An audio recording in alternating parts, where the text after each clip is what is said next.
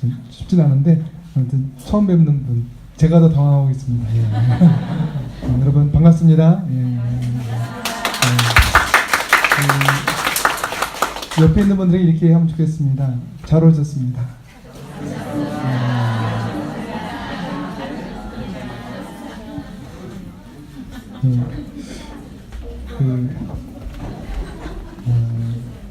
우리 목사님이 저 잠깐 얘기를 했는데 우리 성도분들이 좀 큐티에서 하나님하고 더 많이 친해지면 좋겠다고 하는데 그 진심이 느껴지더라고요. 그래서 참 좋았습니다.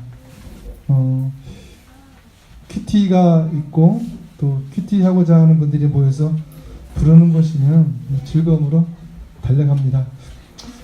오늘 제가 좀 너무 신나게 얘기하더라도 오해하지 마시고 저는 그러니까 저는 큐티가 정말 좋고 큐티하면 정말 잘 될 거라는 믿음이 있기 때문에 좀 혹시 오버하는 것처럼 보이더라도 이해해 주시고 저 사람은 저렇게 생각하고 있구나라고 그래서 한번 도전이란 도전으로 한번 생각해 볼까 라는 것들을 여러분들이 다시 알았으면 좋겠습니다. 저희 온누리 교회가 이제 올해로 33주년을 맞고 있습니다. 하영주 목사님이 온누리 교회를 세우기 전에 먼저 하신 게 큐티셨어요. 그래서 어찌 보면 큐티를 사역팀으로 할까 교회로 할까 큐티를 사역으로 또 하는 것은 쉽지 않겠다. 그래서 큐티를 잘하는 교회를 만들고 싶어서 만든 교회가 온누리 교회입니다. 어찌 보면 온누리 교회는 태생부터가 큐티하고 뗄래야 뗄 수 없는 관계겠죠. 그래서 그런지 하 목사님은 모든 설교를 큐티 설교하셨어요. 그냥 그 본문 묵상에서 하나님께 질문 던지고 질문 던진 질문에 본인이 답한 것을 들은 얘기를 성도님들에게 전해주는 형태의 방식으로 설교하셔서 온누리 교회에서 쭉 자라온 제게는 큐티가 익숙했고 또 이제 평신도였다가 제가 그 중간에 1% 생존 확률 그 혈액암에 좀 걸렸었어요. 20년 전에. 20년 전에 하나님이 고쳐주셨는데 고쳐주시는 과정에서 성경 말씀이 강력하게 인볼브가 됐습니다.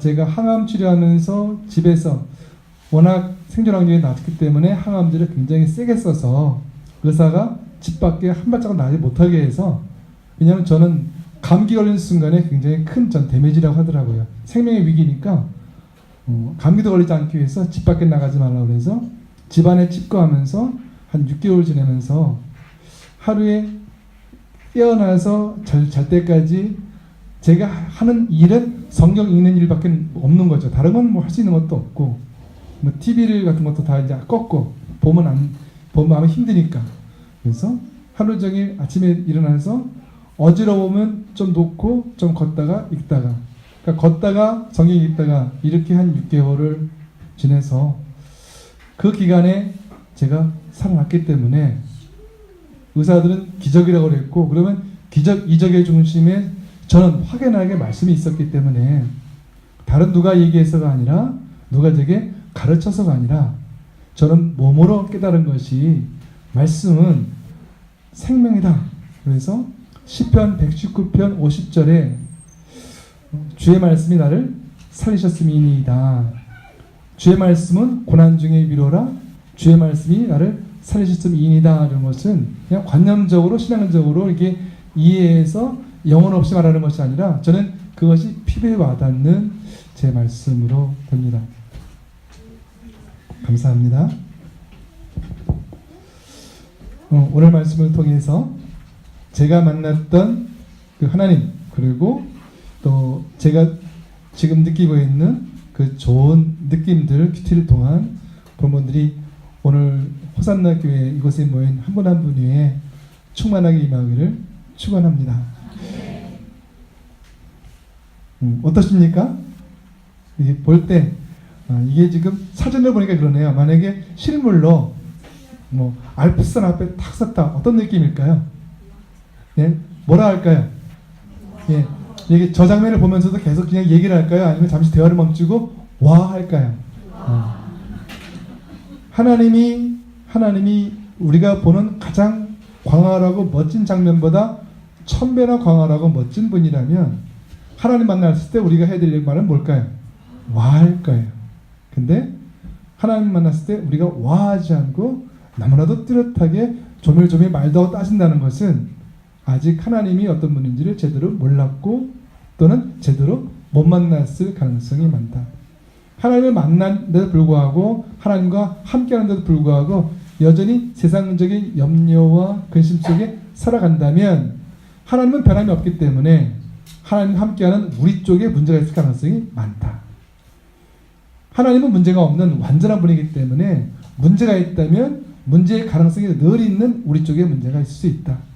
그렇다면 하나님과 함께해서 내 문제가 없어지거나 가려지게 되면 내가 하나님의 능력이 내 안에 역사해서 이전에 할 수 없던 것도 할 수 있게 되고 이전에 볼 수 없던 것도 볼 수 있게 되고 이전에 듣지 못하던 이야기도 들을 수 있게 된다는 것. 그것은 자연스러운 하나님과 만남에서 얻을 수 있는 이익이겠지. 큐티는 없는 것을 만드는 것이 아니라 원래 있던 것을 새롭게 한다고 보시면 좋겠습니다. 어떤 때 제가 그 아내하고 운전하고 가는데 그날따라 이상하게 빨리 해가 졌어요. 그래서 여보 왜 이렇게 오늘따라 빨리 해가 져서 어둡지? 그랬더니 아내가 탁 치더니 당신 선글라스 그러더라고요.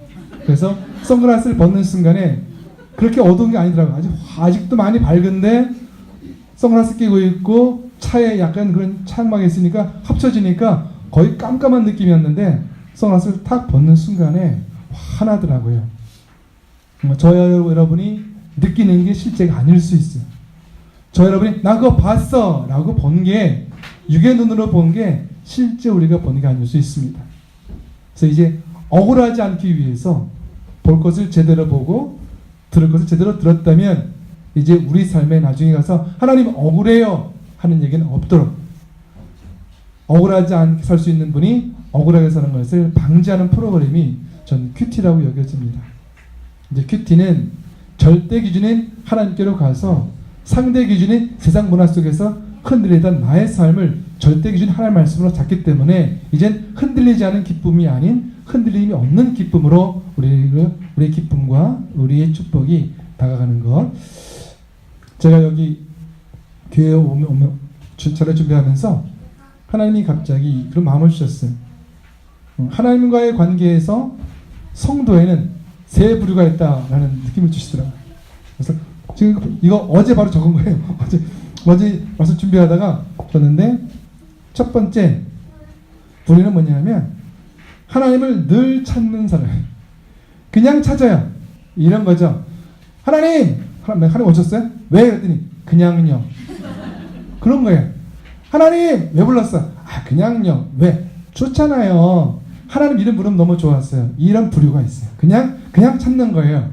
두 번째, 일이 생기면 찾는다. 일이 생긴 거예요. 평소 안 찾아요. 근데 일이 생겼어요. 갑자기 뭐 병원에서 이상한 진단 받았어요. 갑자기 이상한 나쁜 소식이 있어요. 어떤 관계 어려움이 있어요. 그래서 뭔가 문제가 발생했어요. 그럴 때 하나님 찾는 부류가 있어요. 세 번째 부류는 짐작하시죠. 할렐루야. 문제가 생겨도 안 찾아요. 문제가 생겨도 안 찾아요. 최소한 오늘 이곳에 온 저 여러분들은 1번 또는 2번인데 아마 현재는 우리가 2번 쪽에 많이 속했을 것 같아요.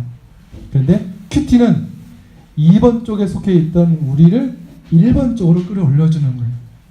만약에 고난이라는 것이 역경이라는 것이 없을 수도 있는 거라면 우리는 고난을 자초한 삶일 수 있어요. 하나님이 우리를 친히 시험하지 않는다고 그랬어요. 시험은 자기 욕심에 미혹되어서 우리가 만든 것이라고 그랬어요. 그렇다면 하나님이 그 시험을 허락하신다는 것은 당할 필요가 없는 시험을 내 욕심 때문에 당하게 되었다는 게 되겠죠. 그런데 우리가 삶의 근본을 바꿔서 시험 당할 필요가 없는, 그래서 옛날에 100번 시험 당할 것을 10번으로, 10번 시험 당할 것을 1번으로, 저는 한 번도 없는 건 참 말하기 어렵네요.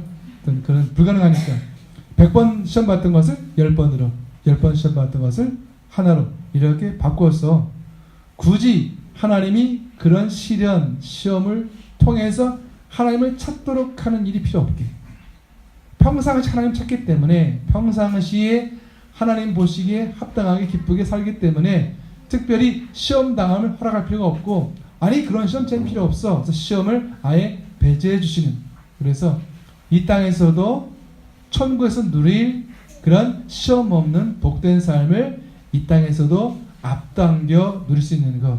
어찌 보면 큐티를 제대로 하게 되면 큐티하는 사람은 천국에서, 천상에서 누릴 축복을 이 땅에서의 제한적이긴 하지만 이 땅에서도 천상에서의 축복을 누릴 수 있게 되는 것. 저는 그렇게 한번 정리해 보았습니다. 저는 그래서 큐티를 얘기하기 전에 먼저 비전을 드립니다. 큐티라는 것은 단순히 어떤 신앙적인 기술 테크닉의 중에 여러 중에 하나가 아니라는 것입니다. 저는 성경 공부나 많은 성경 관련된 그러한 스터디 그 중심에 큐티가 있어야 된다고 생각합니다. 즉 하나님과 친밀해지는 그것이 우선에 되어서 무엇을 해도 하는 것이 우리에게 유익이 되는데, 큐티라는 것이 배제된 채 무엇을 한다는 것은 지식적으로 늘 수는 있지만 그것을 해도 뭔가 허전할 수 있습니다. 뭔가 교회에서 많은 걸 했는데 이상하게 집에 가면 아무것도 안 한 것 같아요. 그때는 뭐 있는 것 같은데 가면 허전한 것 같아요. 그런 마음들을, 그런 느낌들을 잘 정리하면, 아, 큐티하지 못했구나. 하나님과 친밀한 관계 속에서 하나님과 너무 친해서 하나님을 기쁘시게 하는 걸 좋고, 내가 이렇게 사역하는 게 하나님의 기쁨이 되어서 그것을 바라보면서 할 때는 지치지 않는데, 사람들의 눈을 보면서 사람들의 만족을 구하는 것을, 즉 하는 그런 사역은 지치게 됩니다. 저는 교회에서 많은 사역자들이 목사님 저 지쳤어요 라는 얘기를 참 많이 듣습니다. 저희 교회는 부역장이라 부르지 않고 순장이라 부릅니다. 근데 평상시 순장들이 저한테 전화를 안 합니다. 전화했을 때는 둘 중에 하나입니다. 장례가 났거나 아니면 저 내려놓겠습니다. 이러면 얼마나 좋을까요? 목사님 저 누구 순장이에요? 왜요? 우리 식사나 같이 하죠. 할렐루야. 얼마나 좋을까요? 근데 전화 오면 둘 중에 하나예요. 목사님 저희 순에 장례가 났어요. 아 그렇지 뭐 그러면 그렇지 뭐 내가 그럴 줄 알았어.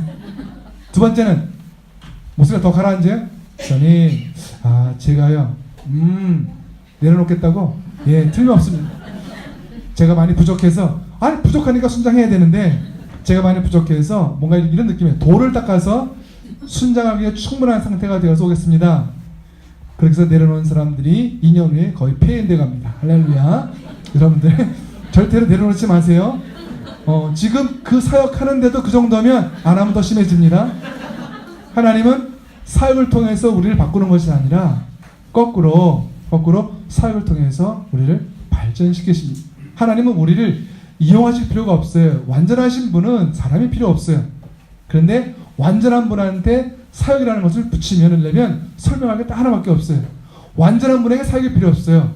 그렇다는 얘기는 사역은 하나님을 위한 게 아니라는 거예요. 저와 여러분이 교회에서 나는 하나님 위해서 이거를 해 라는 표현은 엄밀하게 말하면 틀린 것입니다. 하나님이 나를 위해 준 이 일을 나는 기쁨으로 감당해서 이 일을 주신 하나님께 영광을 돌려. 참 좋은 표현일 것 같아요. 하나님은 우리가 가만히 있으면 심심하니까, 그리고 교회 사역 안 하면 딴일 하면서 딴짓하니까 딴짓한 시간을 없앨 수 있도록 할렐루야. 저는 이제 목회자야. 목회자가 성경 읽고 신방하고 좋은 일 많이 해야 돼요. 만약에 그걸 안 하면 딴짓할 시간이 생기는 거잖아요. 할렐루야. 요즘 사회에서 많은 일들이 있죠? 그건 딴짓해서 그런 거예요. 그분들이 본인의 업무를 바빴으면 없었을 거예요. 저는 능력이 있는데 한가하지 축복합니다. 능력은 있고 한가하면 딴짓을 하게 돼 있어요. 할렐루야. 딴짓할 시간에 교회에 사역할지어다. 열심히 일하는 사람은 사고 안 쳐요. 대형 사고 쳐봤자 병원에 입원하는 게 최고의 사고예요. 아파 그런데 근데 건강한 사람인데 이렇게 좀 한가하면 큰 사고를 쳐가지고 신문 나고 인터넷 나고 루트를 하더라고요. 저 장면 보면 참 아름답다. 저건 가르칠 필요가 없습니다. 여러분 이 장면을 보면 와 해야 돼요. 할 필요 없습니다. 제가 언제 한번 미국에 여행 갔다가 출장 갔다가 잠시 시간 내서 그랜드 캐년에 한번 이렇게 개인적으로 가본 적이 있어요. 이렇게 무슨 뷰 포인트가 있더라고요. 저렇게 이렇게 갔는데 사실 아무것도 없어요. 맨 이쪽에는 무슨 이제 이렇게 물건 파는 데 있고 안 보이다가 거기 딱 섰더니 딱 제 내가 이랬어요. 이렇게 광활한 펼쳐져 있는데 근데 저만 그런 줄 알았는데 이렇게 봤더니 전 영어 잘 못해요. 근데 영어는 모르지만 똑같이 와 하더라고요. 이 사람들 와우 그러더라고요. 하여튼 와하고 와우 차이지만 비슷했어요. 미국 사람도 똑같네. 예. 그 자리에 서면 대화를 멈추고 친구와 대화를 멈추고 눈길을 친구가 주지 않고 장면에서 눈을 못 떼면서 와 하더라고요. 하나님이 우리와 함께 할 때 그것을 느끼면서 와 하나님이 함께 하시네 라는 것이 우리 삶의 느낌으로 있을 때 그 사람은 쓰러뜨릴 수 없습니다. 하나님과 함께 한다는 확신을 가진 사람은 흔들 수도 없습니다. 우리가 흔들린다는 것은 우리의 절대 기준이 반석 위에선 베드로가 흔들리지 않는다고 성경은 말합니다. 즉 반석 위에 서 있지 못하기 때문에 처음부터 흔들릴 수 있는 기반 위에 서있기 때문에 자연스럽게 흔들리는 것인데 흔들림이 없는 하나님 말씀 위에 서 있는 사람은 누가 흔들고자 하도 흔들리지 않습니다. 세상의 상황이 하나님을 앞설 수 없습니다. 세상의 상황이 하나님의 말씀을 능가할 수 없습니다. 즉 하나님의 말씀에 굳건히 서 있는 사람은 세상의 그 어떤 누구도 어떤 상황도 흔들 수 없다가 저는 성경적인 정확한 진리라고 생각합니다. 우리는 이제 큐티를 통해서 누가 나를 흔들 수 없는 사람이 되어보는 것입니다. 이제 옆에 있는 사람이 내 자녀가 나와 아끼는 사람들이 그들이 나를 배신하거나 아니면 어려운 말을 하거나 어려운 행동을 해서 그렇게 쉽게 상처받던 그리고 세상의 어려운 상황 속에서 좌절하고 낭망하던 그런 시절을 뒤로하고 이제 그 모든 일을 이 땅의 역사는 하나님의 역사를 보고 그 모든 일 가운데 생명을 살리는 하나님의 그 마음들을 이제 볼 수 있는 눈. 요셉이 힘든 많은 일을 겪어서 이제 어느 정도 하나님과 깊은 친밀 관계에 있어서 이런 표현을 할 수 있게 됩니다. 아직 그의 형들은 그런 경지에 못 이뤘습니다. 왜냐하면 하나님과 아직 그런 깊은 관계를 못 가졌기 때문에. 요셉에게 많은 나쁜 일을 했던 요셉의 형들은 이제 요셉이 총리가 되어서 엄청난 위치에 있고 이제 그 궁전에 우리가 와 있으니 언젠가 때가 되면 더구나 이제 아버지 야곱이 죽었으니 이제는 아버지 야곱 뒤에 숨을 데도 없고 이제 우리는 죽었구나 라고 하면서 벌벌 떨면서 야 요셉아 우리 동생아 우리 살려주라 내가 정말 잘못했다. 그런데 요셉이 하는 말이 내가 당신들을 왜 해칩니까? 하나님은 악한 계교를 손으로 바꾸사 온 백성들을 살리는 분입니다 라고 소개를 합니다. 요셉이 발견한 하나님입니다. 하나님은 우리가 가진 그 어떤 것도 거꾸로 우리를 살리는 그리고 이 땅 가운데 있는 어떤 일도 그 나라를 살리는 그렇게 선한 일로 만들 수 있는 하나님, 그 하나님과 함께하는 개인, 하나님과 함께하는 교회, 하나님과 함께하는 그 나라를 흔들 자가 없다는 이야기입니다. 저는 이 나라 이 민족이 흔들림 없는 축복된 나라를 굳게 섰으면 좋겠습니다. 미국이 좀 어떠니까 흔들흔들하고 북한이 좀 뭐라고 흔들흔들하고 러시아에 흔들리고 중국, 일본 흔들리고 이렇게 내일을 장담할 수 없이 흔들리는 더구나 가장 많은 선교사들을 세상에 파송한 하나님의 제사장일 수 있는 대한민국이 그렇게 세파에 흔들린다는 것은 천만 교인이 새벽으로 기도하고 밤으로 기도하고 그리고 교회마다 말씀이 있고 부흥이 있는 한국 땅에서 한국을 하나님 외에 그 누가 흔들 수 없다는 믿음이 있다면 그 믿음으로 나아가는 그 사람들이 있는 한국은 그 누구도 건드릴 수 없는 흔들림 없는 축복된 나라가 될 줄로 믿습니다. 우리 그런 것을 소망하면서 제가 지금 한 얘기는 큐티는 참 좋은 거예요. 이런 얘기하는 거예요. 큐티는 참으로 좋은 것이고 필요한 것이고 우리에게 절대 유익이기 때문에 지금까지 우리가 맛있는 밥, 좋은 친구 다 상대 유익이에요. 조금 나은 거예요. 그런데 말씀의 유익은 절대 유익이에요. 우리는 말씀을 통해서 절대 가치를 한번 발견해보는 시간을 갖도록 하겠습니다. 시편 1편 1절 3절까지 말씀 여러분 뒤에 보이나요? 네. 한번 읽어볼까요? 시작.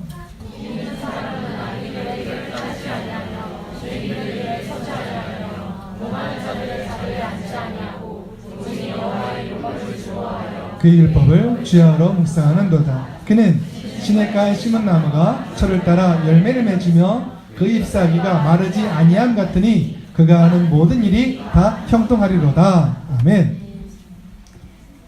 시편은요, 시편의 150편 많은 시편을 총정리한 시편은요, 맨 앞에 있는 말이 뭐로 시작해요? 복으로 시작해요. 하나님은 우리가 복 받기 원하고 복 있기 원하는 거예요. 저는 하나님의 뜻을 따라 저 여러분이 늘 복 있는 사람 되기를 축복합니다. 자, 복 있는 사람은요, 근데 복의 내용이 뭐예요? 맨 밑에 줄, 모든 일이 다 형통하리로다. 형통이란 단어가 사전을 찾아보면 두 가지 의미예요. 흔들림이 없다, 막힘이 없다. 어디를 가는데 잘 갈 수 있어요. 서 있는데 흔들리지 않아요. 서 있을 때는 흔들리지 않는 것이 형통이고, 나아갈 때는 막히는 게 없는 것 형통이에요. 여러분이 무엇을 하든지 막힘이 없다는 거죠. 학교 들어가는 거죠. 회사 되는 거죠. 가정 잘 되는 거죠. 결혼하면 아기 낳는 거죠. 낳는 모든 아기들은 다 건강한 거죠. 다 잘 되는 거죠. 손을 대는 모든 일이 잘 되는 것 형통하는 거예요. 그리고 혼자 생각할 때 난 뭐지? 라고 불안해하지 않고 혼자 있을 때 흔들림이 없는 거예요. 이 형통함을 누가 싫어하겠습니까? 복은 형통과 연결되어 있습니다. 근데 그 중간에 뭐냐고 되어 있냐면, 하나님의 말씀을 즐거워서 묵상하는 사람. 아유, 우리 목사님이 안 하면 안수집사 안 시켜준대. 아유, 이거 안 하면, 아유, 목사님 자꾸 전화해가지고 뭐라 한단 말이야. 해야 돼. 그것도 좋은 일이에요. 할렐루야. 그런데 이 말씀에 따르면 누가 시켜서라기보다 그거 하면 좋대라고 내가 느꼈어. 저는요, 사람이 정말 좋으면 얼마나 빨리 움직이는가를 마트에 가면 발견합니다. 저는 이제 그 아내를 따라 마트를 잘 갑니다. 제 담당은 수레. 아내는 막 던져놓으면, 그럼 저는 던져놓으면 전 정리연사가 있어요. 착착 정리해놔요. 막 던져요. 그럼 착착 정리해요. 근데 갑자기 막 우르르 그러더니 사람들이 뛰어가는 거예요. 왜 뛰어가나 했더니 방금 전에 누가 방송을 했어. 예, 여기 정의법, 여기는 정의부문 지금 A2 플러스 상급 소등신 2만원짜리 한정 30개 만원. 나는 그렇게 빠른 주부들 처음 봤어. 저 우르르 그러더니 쫙 섰는데 순간 30명 쫙 섰어요. 저렇게 빠를 수도 있구나. 할렐루야. 어떤 화면 봤는데 어떤 백화점에서 선착순 100명 모신다 그랬어요. 그 줄이 밖으로 한 몇천 명은 서 있는 것 같아요. 이게 정말 유익이라고 판단되면 누가 시킬 필요가 없어요. 몸이 움직이는 거예요. 응? 2만원짜리가 만원? 그거 맞아? 그거 등심이 등심이 갑자기 어렵지 않아요. 지금 누구한테 이러면 저기 주분이 지금 방송 나왔는데 설명할 필요 없어요. 그렇죠? 지금 우리에게 중요한 뭐예요? 스피드. 뛰어가는 게 필요한 거예요. 그렇다면 우리가 뭘 못하는 것은 실상은 그게 정말 좋다는 결정을 못한 거예요. 큐티가 정말 좋다고 판단했어요? 너무 쉬워집니다. 무엇이든 마찬가지입니다. 정말 좋다고 느끼는 게 필요하다는 거죠. 근데 정말 좋다는 느낌 확신을 못 가지게 되면 흔들립니다. 무엇보다 오늘 이 시간이 최소한 큐티가 정말 좋은 것보다 큐티하면 정말 내게 유익이다 라고 여러분 모두가 느꼈으면 좋겠습니다. 그것이 제가 강사로서 책임감을 느끼고 또 제가 마음에 좀 생각하는 바입니다. 저는 이런 두려움이 있습니다. 큐티가 정말 좋은 것이고 제가 볼 때 절대적으로 이 교회에서 가장 좋은 것이 확신이기 때문에 제가 잘못 얘기해서 큐티 그런 거야? 그 정도야? 에이, 그걸 뭐 하라고 우리 목사는 왜 그러는 거야? 라고 할까봐 그게 조심스러운 거예요. 제가 뭘 설명을 잘못하더라도 그건 제 잘못이지 여러분 분명히 알 것은 제가 목사의 양심을 걸고 큐티는 정말 좋은 겁니다. 할렐루야. 한번 따라하겠습니다. 큐티는 정말 좋은 거다. 제가 뭘 강의하든 제 강의 부족을 탓하시고 큐티는 정말 우리 자신에게 유익입니다. 이제 한번 현대 사회 특징을 보겠습니다. 현대 사회는요, 한마디로 개인주의예요. 그 개인주의, 그리고 그 개인주의가 들어오면서 소수를 보호하는 운동에 들어오는데, 소수를 보호할 때 쑥 들어온 게 있어요. 여러분 생각나는 게 있죠? 뭐죠? 성소수자. 동성애라고 안 합니다. 뭐라고 표현해요? 성소수자. 소수의 사람 너희들 무시해? 소수를 보호하는 운동 때문에 갑자기 소수를 보호하는 운동과 더불어서 가장 이 사회에 어필하는 그룹들이 성소수자, 동성애 그룹이. 이제는 동성애자들을 무시할 수 없는 시대가 되었어요. 함부로 할 수 없어요. 교회에는 더 없는 위기. 이 개인주의가 가지는 폐해가 한두 가지가 아닌, 개인주의가 있다 보니까 이제는 전체 의견에 따라가는 것 안 해도 아무 상관없어요. 전에 같았으면 전체가 그러면 나도 가죠. 근데 저는 안 가요. 전 빠질래요. 이런 얘기하는 게 전보다 훨씬 쉬워졌다. 이제 교회는 공동체적인 활동이 주예요. 이제 교회에서 목사님이 성도님들이 이렇게 모여서 뭐 하자 그러기가 어려운 시대가 되었어. 이제 한마디 하면 척척 움직이는 시대가 지나가 있어요. 뭐 하나 하려면 막 설득하고 회유하고 같이 의논하고 해야 돼요. 어려운 시대가 되었어요. 자기중심적 사고. 저는 요즘 저희 목사님 중에서도 상당수가 이제 배낭 메고 옵니다. 양복 딱 입었는데 배낭 메고 옵니다. 이제는 우리 목사님들도 양복 입고 뒤에 배낭 메고, 배낭에 뭔가 있으면 그게 옛날 말하면 이 슈트케이스, 이 가방. 예. 근데 이제 이렇게 다니면 올드예요. 다 이렇게 육색을 메고 와야 되는 거죠. 그런 시대가 되었어. 그리고 이 스키니 진이라고 그래요. 바지도 저는 이런 바지잖아요. 요즘 저희 교회 젊은 교역자들은 밑에가 작아지 쫙 붙어요. 저거 보이려고 그런다. 야, 좀 아슬아슬해. 그러면 목사님 올드해. 요즘 다 이런 스타일이에요. 그러면서 심지어 저희 아내까지도 여보 이제 우리 통 좀 좁히지. 그러면서 그런 시대가 되었어요. 개성이 있는 시대가 되었다. 자, 이제 말씀은 보통 우리가 다른 표현으로 규례예요. 즉 말씀은 규제예요. 근데 규제가 어려운 시대가 되었어요. 말씀이 어려운 시대가 되었어요. 이제 성경에 대해서 뭘 그렇게 하라고 그러냐 이거죠. 성경이 규제처럼 보이면서 아니라는 거죠. 즉 이제 이 규제에 반발하고자 하는, 그렇죠? 그들에게 동기부여를 해준 꼴이 되었어요. 어려운 시대가 되었습니다. 이제 성경을 절대 기준으로 얘기해도 하는 부류가 너무나 많아졌습니다.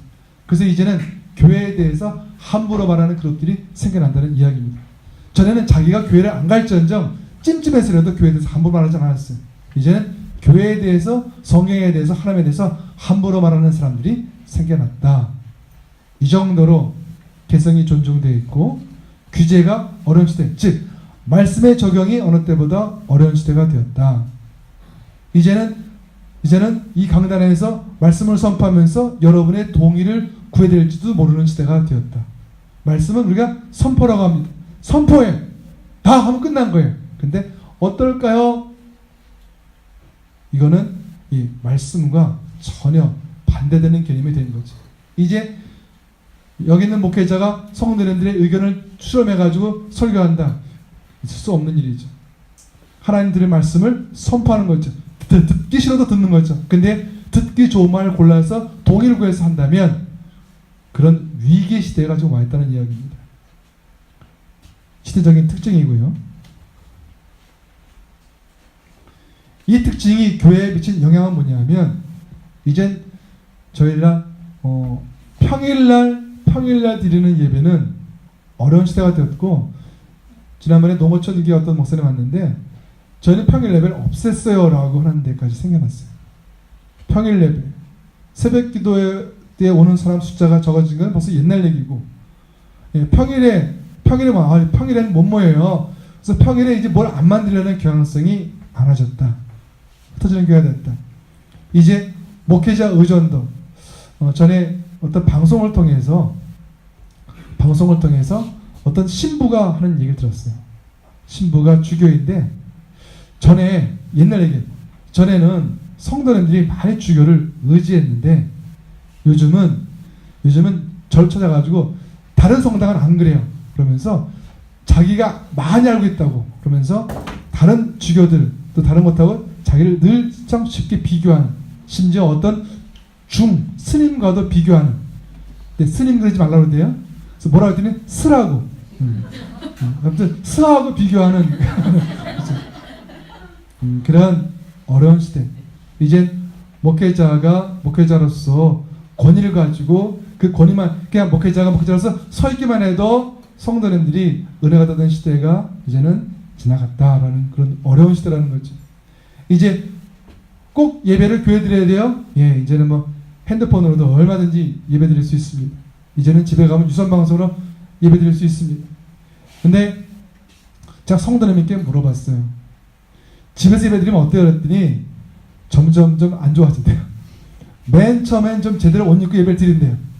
그래도 집에서 하지만 예배니까. 근데 점점 복장이 간편해지더니 이제는 다 걸쳐가지고 이렇게 보면서 이렇게 턱 깨고 누워서 본다는 거죠. 자기도 모르게 변한다는 거예요. 그러면서 역시 예배는 교회에서 해야 되겠다고 그런 얘기를 하는 얘기를 들은 적이 있습니다.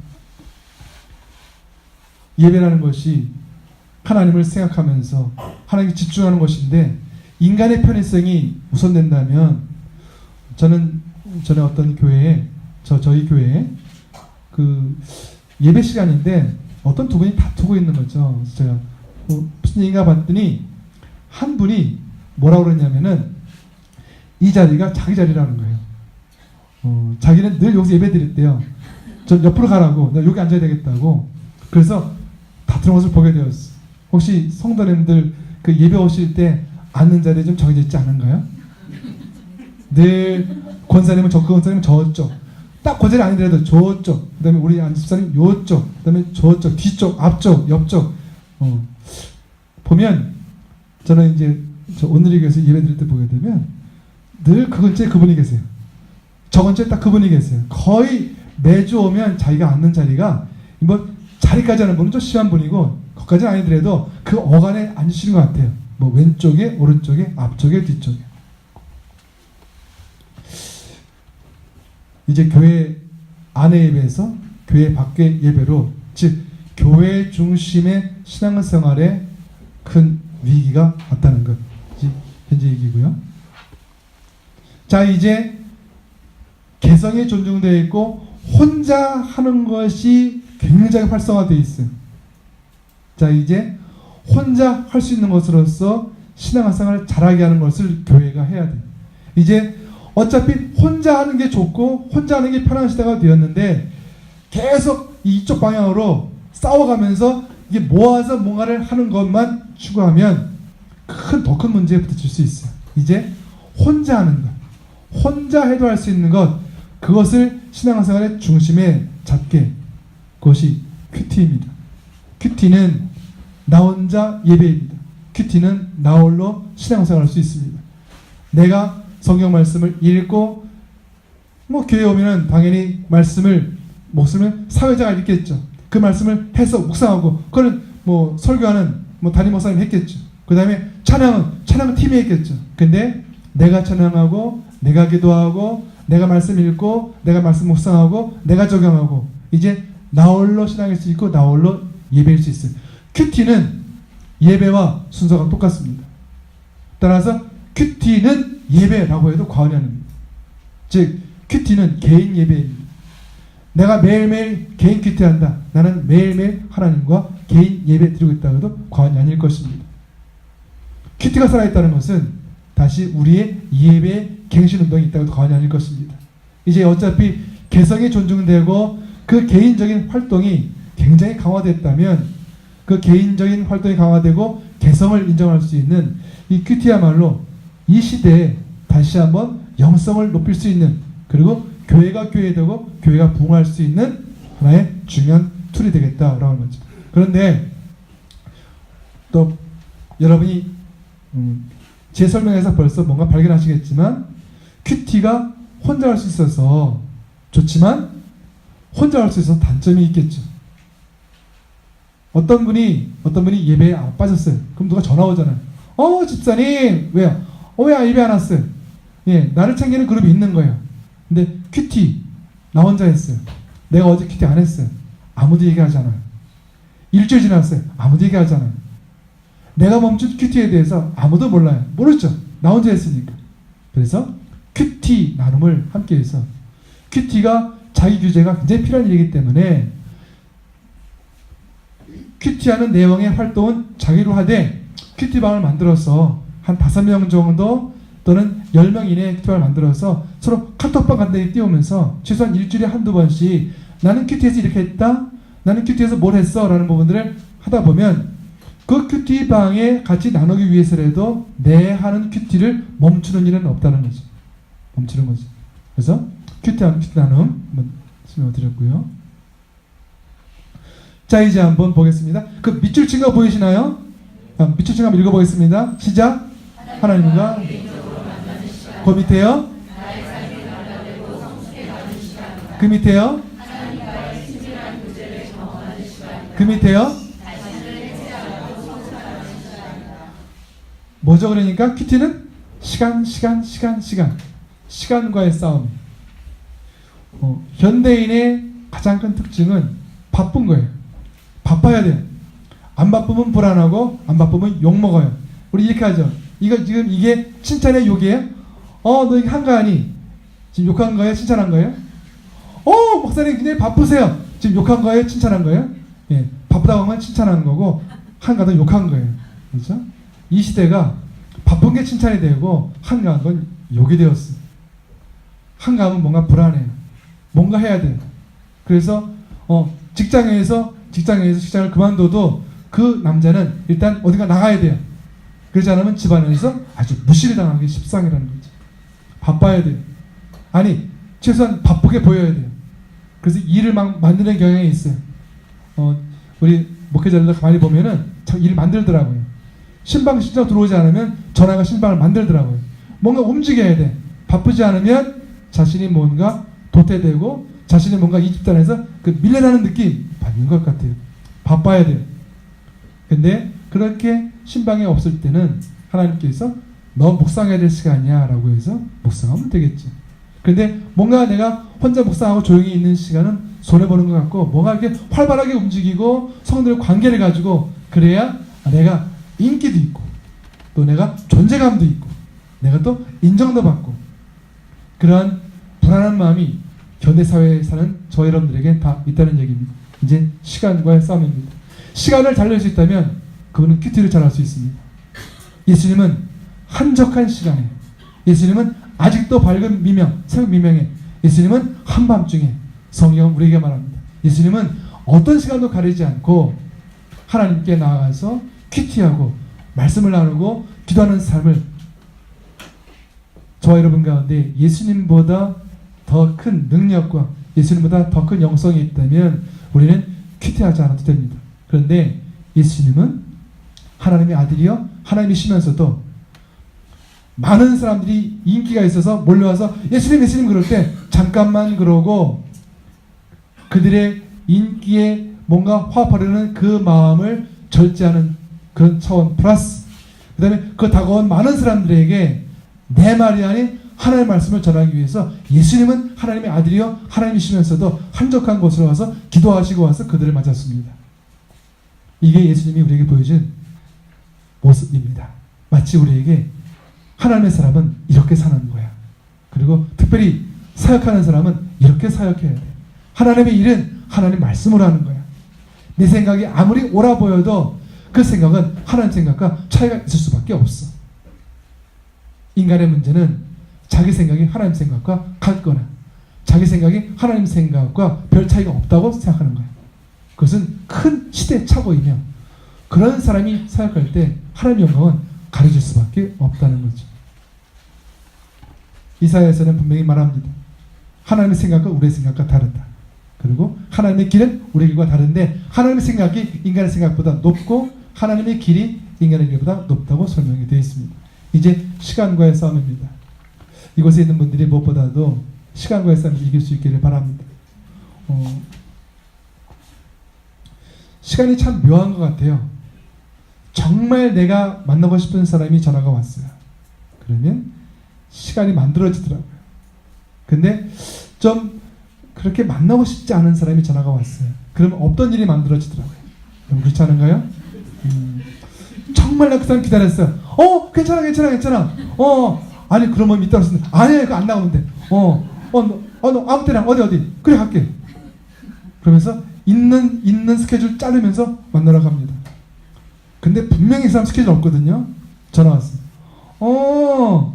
내일 내가 내일 그 모임 있는데 없거든요. 이제 모임 지금 만들어야 돼. 그 모임 만들었어도 그 사람과의 만남은 피하는 거죠. 시간은 참 묘한 특성 가지고 있어요. 좋아하면 생기는데 싫어하면 없어져요. 하나님과 만나는 시간이에요. 근데 그 시간이 안 난다고요? 바쁘다고요? 그럴 리가 없어요. 하나님과 만남이 정말 좋다면 시간을 만들어주는 거예요. 그래서 지금 내가 하나님을 위해서 시간을 만드는데 어떤가 자신을 돌아보면 현재 자신이 하나님을 얼마나 좋아하고 신뢰하는지 그것을 거꾸로 한번 평가할 수 있는 척도가 될 수도 있습니다. 말씀에는 특징이 세 가지 있습니다. 말씀에는 창조의 능력이 있고 사랑의 언약이 있고 진리 세 가지입니다.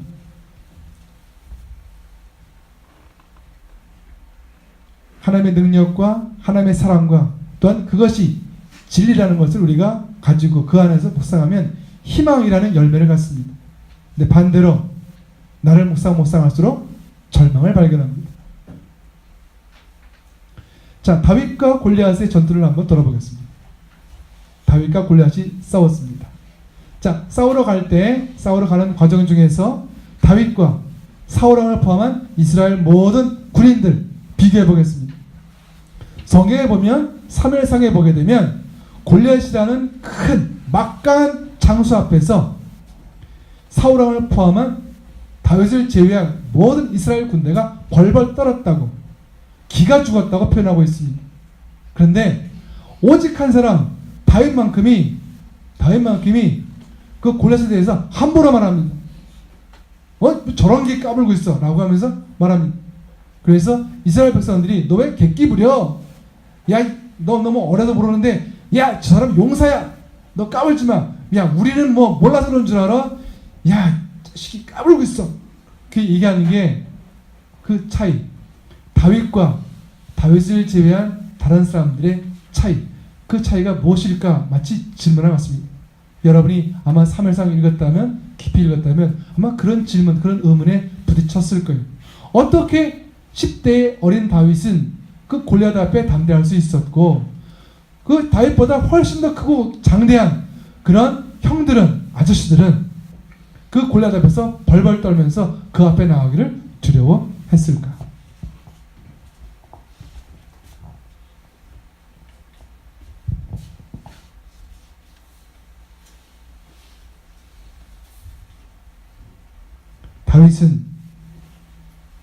다윗은 하나님의 말씀 묵상하고 늘 그의 이름을 부르던 사람이기에 그는 늘 희망이라는 단어를 갖고 산 거죠.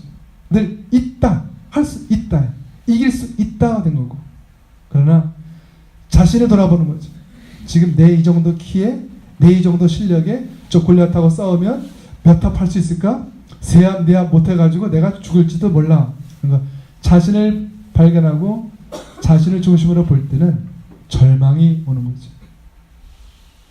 저 여러분의 인생에 있어서 소망이 가능하고 절망이 가능합니다. 언제 소망이 생기고 언제 절망합니까? 그것은 내 자신을 묵상할 때 우리는 결국 절망하게 됩니다. 그러나 절망 속에서도 하나님 묵상하면 그 절망이 바뀌어 소망이 되기도 합니다.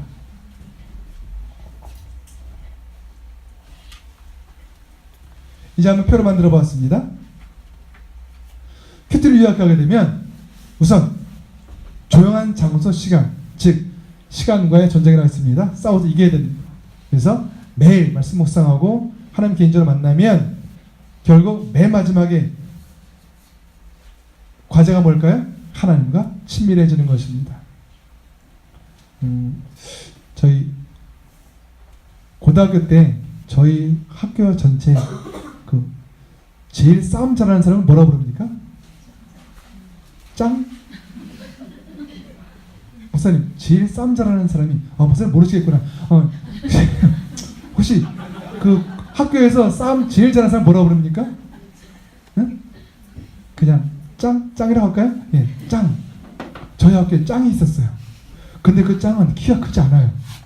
왜소한데 그가 짱인 이유는 그 아이는 살기가 있었어요. 살기. 걔 얼굴을 보는 순간 다들 기가 질려요. 왜? 걔 얼굴은 정말 이렇게 써있어요. 나 건드리면 너 죽어. 써있어요. 그걸 일으켜요. 저도 읽었거든요. 그 걔보다 체격이 2배 되는 유도보 주장하고 걔하고 그 운동장 제가 봤어요. 싸우는 거. 정확하게는 싸우려고 하는 걸 봤어요. 둘이 이제 막 싸우려고 그러는 거예요. 근데요, 6명이 말리는데 5명이 한쪽 말리고 1명이 한쪽 말렸어요. 5명이 누굴 말렸을까요? 짱을 말렸을까요? 유도부 큰애를 말렸을까요? 유도부 큰애 말리는 1명이었어요. 근데요, 그 대화 속에서 점점점 유도부 주장이 사색이 되는 걸 발견했어요. 전 지켜봤거든요. 유도부 주장이 이렇게 얘기했어요. 너네가 얼마나 힘센 줄 알아? 너 한 번 매다치면 너네 뼈가 부러져. 그렇게 얘기하더라고요. 근데요, 이 짱이 이렇게 얘기해요. 그래? 난 너 죽일 거야. 한마디죠. 난 널 죽일 거야. 근데 딱 그 얘기하는데 얘가 바르르 떠는 거예요. 그랬더니 자식이 너 까불면 죽어. 뒤로 가요. 까불면 죽어. 그런데 걔는 막 달겨들어요. 5명이 말리는데 쩔쩔매는 거예요. 그날 사건이 이렇게 더 짱이 됐어요. 근데 그 짱을 이거 오해하지 마시고 제가 공부는 열심히 했어요. 열심히 하시고 그 밤 10시 열람실에 도서실에 저 혼자 있을 때 할렐루야 왜 그랬을까. 아무튼 열람실 혼자 있었어. 혼자 있었어요. 다 집에 가고 이제 혼자 있는데 열람실 문이 촥 열리더니 걔가 들어왔어. 그 짱이 들어왔어. 느낌에 오늘 죽었다. 오늘 죽었다. 좀 일찍 갈까. 친구가 너 오늘 여기서 죽는구나. 그랬더니 이럴 때 어떻게 해야 돼요? 안 봐야 되는 거죠. 뭐 공부하는 척 하고 있는 거죠. 걔가 공부하는 애가 아니잖아요. 처벅처벅 들어더니 내 앞자리에 책상 딱 돌리더니 탁 이렇게 앉은 거죠. 친구가 왜? 그랬더니 나 돈 주라 그러는 거예요. 그때 돈을 줘야 돼, 안 줘야 돼요? 줘야 돼요. 근데 하나님이 저를요 만드신 게 있어요. 자존심이 하늘을 찔러요. 실력은 없는 게 자존심은 많아요. 제가 뭐라고 그러는지 아세요? 멋져. 근데 제가 이렇게 얘기한 거 같지 않아요? 멋져. 그냥 벌벌 떠고 있는데 춥다는 말을 못해. 왜? 자존심이 세기 때문에. 속으로 내가 춘다고 그래. 이건 지금 줘야 되나? 너 지금 못 주면 죽을지도 몰라. 그래도 이번엔 멋져가 됐어요. 얘가 너무 의아해서 친구가 뭐라 그랬니? 멋져. 그랬더니 가방을 탁 열더니 맨 처음에 체인 나와요. 체인 딱 꺼내나. 그 다음에 쌍절곤 탁 나왔어. 그때는 그랬어요. 그때는 늘 그런 애들 상징이 그 까만 테이프 감은 쌍절곤이 탁 나왔어요.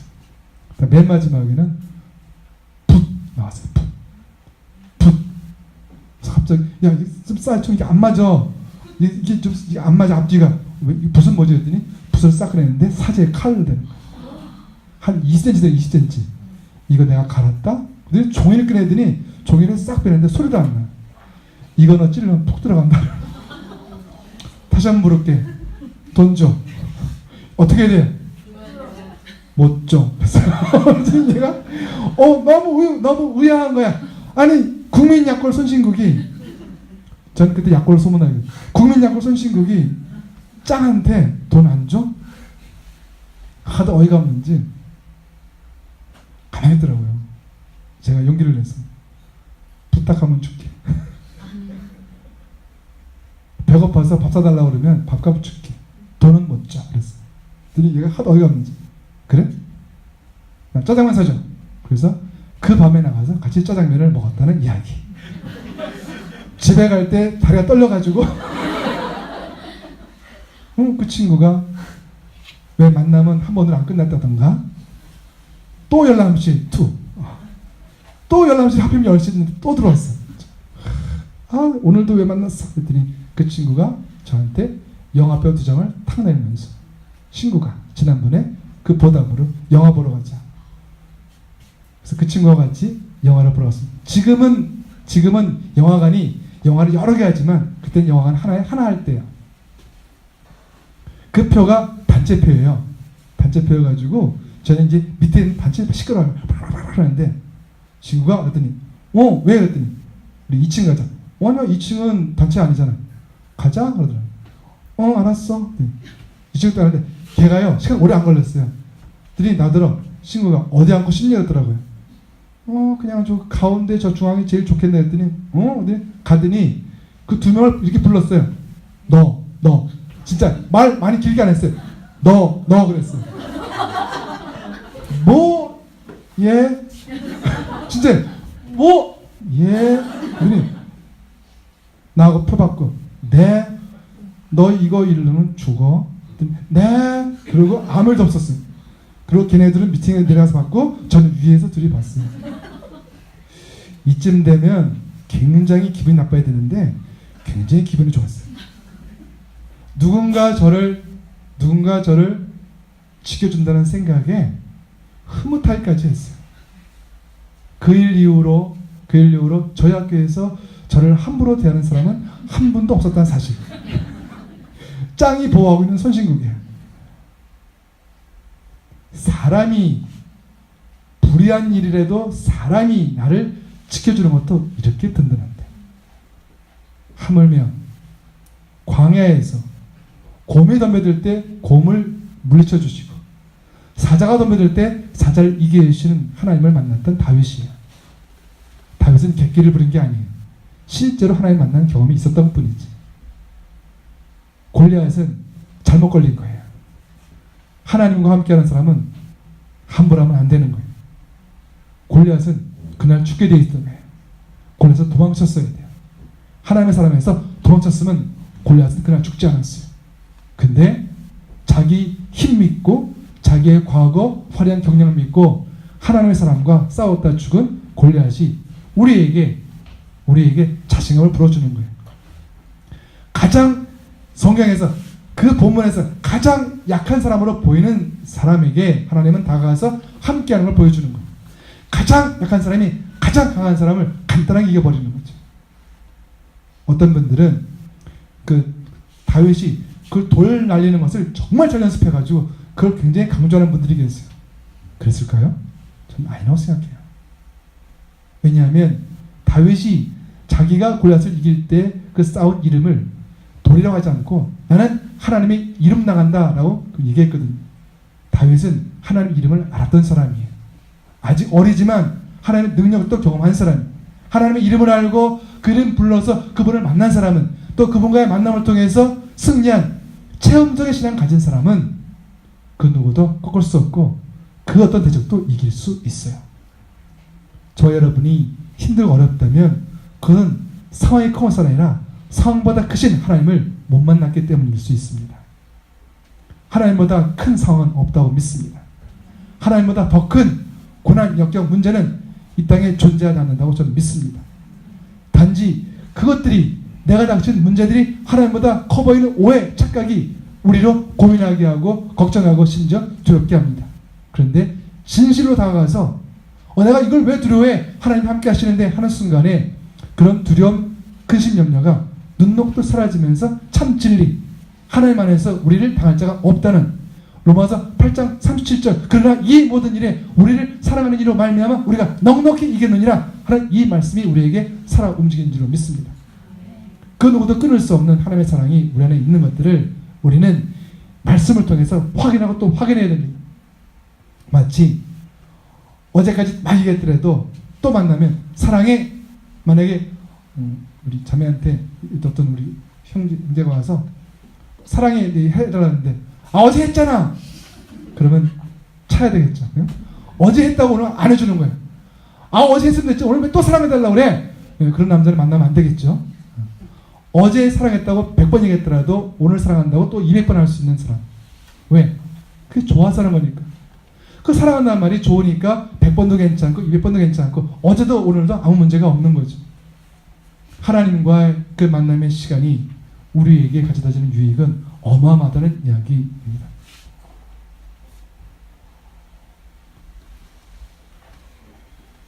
큐티의 목적은 이제 넘어가도록 하겠습니다.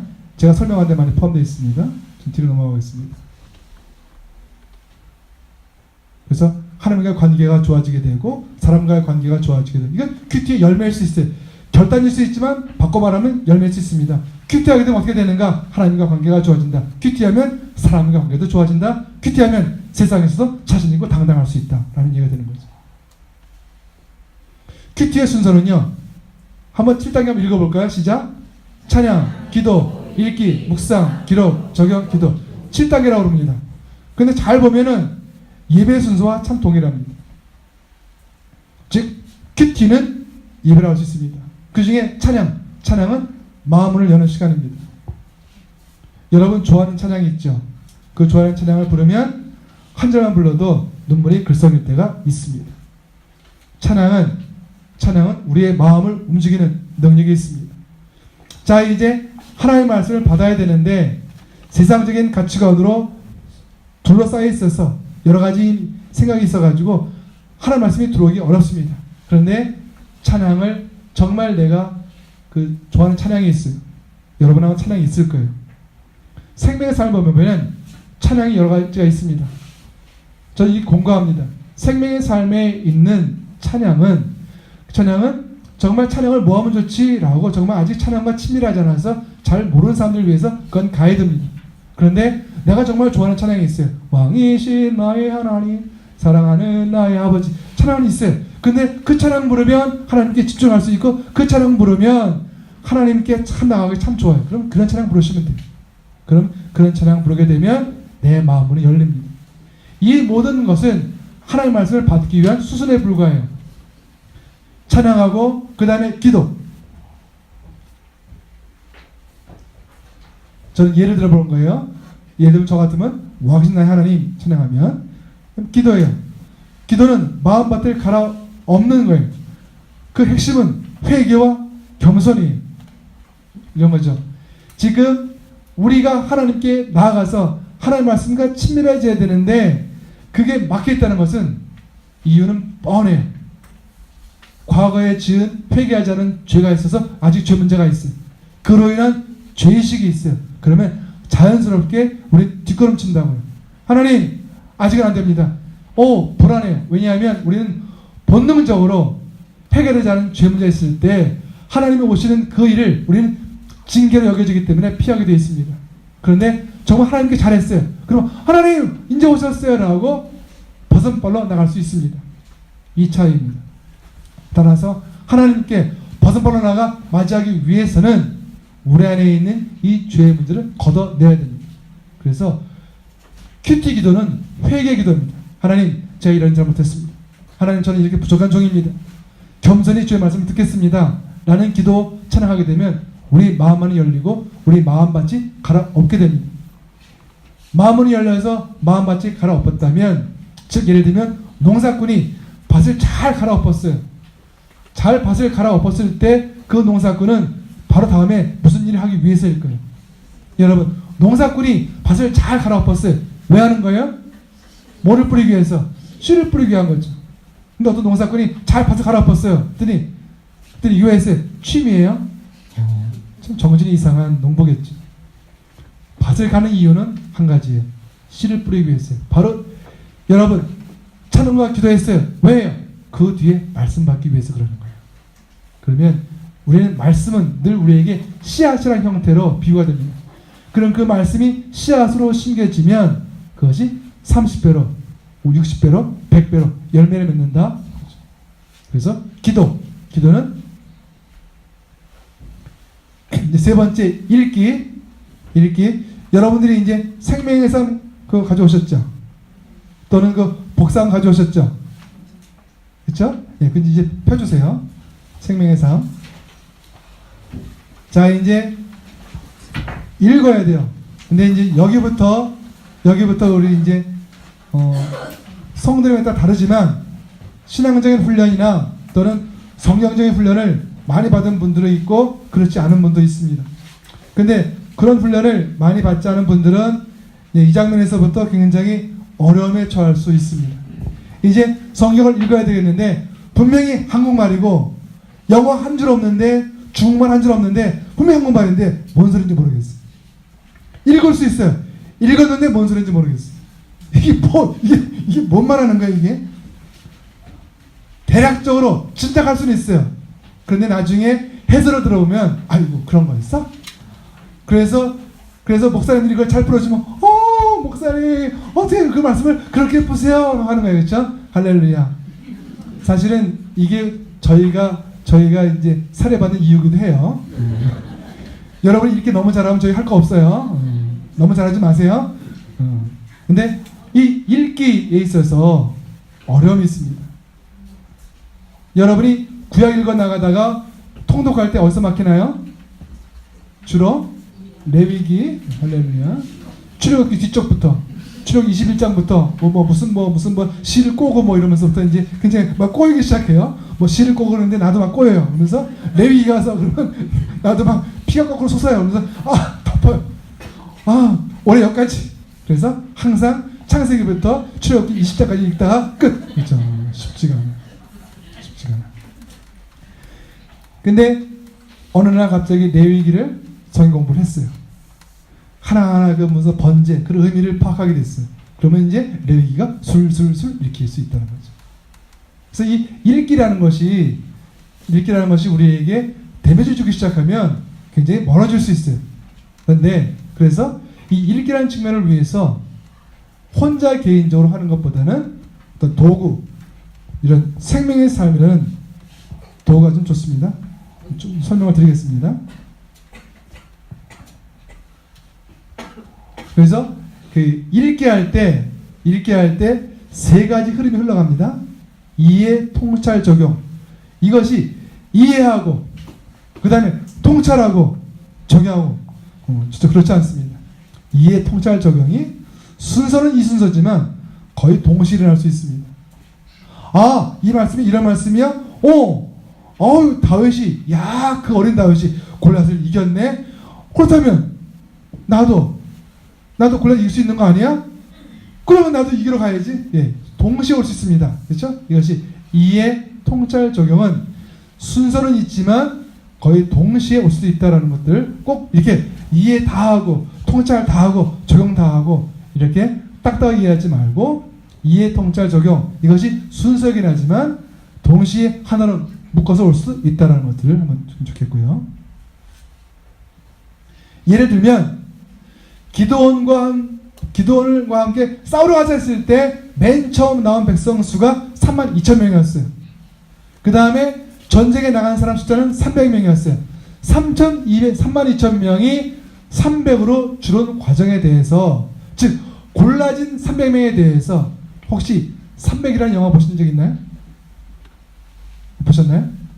이렇게 금근 사람들, 이렇게 뒤에 거북이 메고 금근 사람들 못 보셨나요?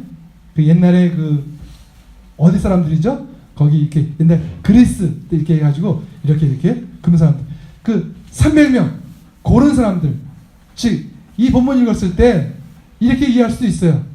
하나님은 그냥 왔다 갔다 하는 사람 말고 아주 100명 간다 할 수 있는 1000명 간다 할 수 있는 그 300명 골라가지고 전쟁한다 할 수도 있어요.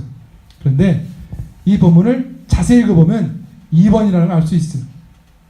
하나님 이렇게 말씀하셨거든요. 그 본문을 다 읽어보면 그 본문 중에 이런 본문이 나와요. 이 많은 백성으로 싸우게 되면 내가 이긴 게 아니라 너희가 이겼다고 할까봐 두렵다라는 표현을 하나님이 하세요. 따라서 32,000명이 아닌 300명으로 그냥 숫자를 줄일 필요가 있었어요. 실제로 나중에 보게 되면 이 300명은 전투한 적이 없어요. 항아리에다가 뭘 넣고 이렇게 두드리면서 와 그거밖에 없어요. 그래서 지들 스스로 죽이면서 전쟁을 이겼어요. 즉 그 300명은 실제 전투하지 않았어요. 보게 되면 하나님은 전투할 사람이 필요했던 게 아니에요. 단지 하나님이 필요한 사람 숫자가 필요한 거죠. 즉 하나님 나라에서는 숫자가 큰 의미가 없다는 거예요. 저는 오늘 이게 큰 교회이기 때문에 이렇게 말할 수 있어요. 대형 교회라고 해서 작은 교회보다 큰일 난다. 그거는 어려운 얘기예요. 할렐루야. 제가 만약에 10명 교회 와서 이렇게 말 못해요. 열등감이 있어가지고. 근데 저는 이제 큰 교회니까 이렇게 말할 수 있어요. 대형 교회라고 해서 내가 10,000명 교회라고 해서 1,000명 교회보다 10배나 큰일 날 수 있다. 그건 착각이에요. 왜? 성경이 말하기 때문에. 성경은 하나님은 숫자 연연하는 분이 아니에요. 오히려 적은 숫자들에도 그 숫자가 전심으로 하나님 믿고 따르면 하나님은 함께해서 승리하게 해준다.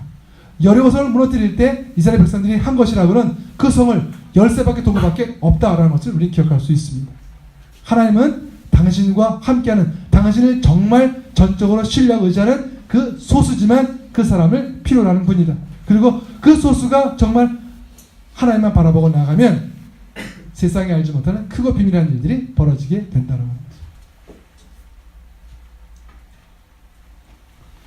그래서 읽기에 많은 방법이 있어요. 인물 중심 읽기, 배경 중심 읽기, 장르 중심 읽기, 본문 변화 중심 읽기, 사건 중심 읽기. 오늘은 이런 부분을 나누기는 좀 시간이 어려운 것 같아요. 일단 다양한 읽기가 있다. 근데 우선 인물 중심하고요, 사건 중심은 그냥 어렵지 않거든요. 예를 들면 다윗 골리앗이 있어요. 그러면 다윗 입장에서 쭉 보는 거예요. 거꾸로 다윗 입장이 아니고 사울 왕 입장에서 그 사건을 보는 거예요. 이렇게 말할 수 있죠. 저 아이는 누굴까? 다윗, 저 아이는 누구일까? 저 어린아이가 왜 저렇게 설치는 걸까?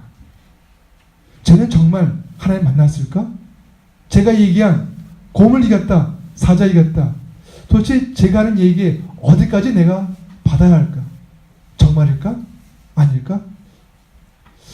저 아이의 눈빛을 보니까 사실인 것 같아. 근데 어떻게 그런 일이 가능하지? 난 한 번도 그런 일을 경험한 적 없는데. 난 오늘 그런 얘기 처음 들었어. 다윗 그 어린아이가 광야에서 곰 이겼다고? 사자 이겼다고? 그렇다면 한번 다윗 믿고 전쟁터에 내보내 볼까? 혹시 알아? 이길지. 제가 한번 나레이션하는 거예요. 이런 형태가 그 사건을 사울왕 중심으로 한번 본 거예요. 이게 인물 중심 읽게 하는 거예요. 사건 중심은 그 사건이 말하는 거예요. 그러면 사람 중요하잖아요. 그러면 이스라엘 군대가 포진해 있고, 그 다음에 블레셋 군대가 포진해 있고, 그 다음에 거기서 골리앗과 다윗의 전투가 벌어졌고, 그 사건 앞뒤 전후 배경에서 그 사건이 가지는 역사적인 의미 찾는 거, 이런 것이 사건 중심 읽기예요.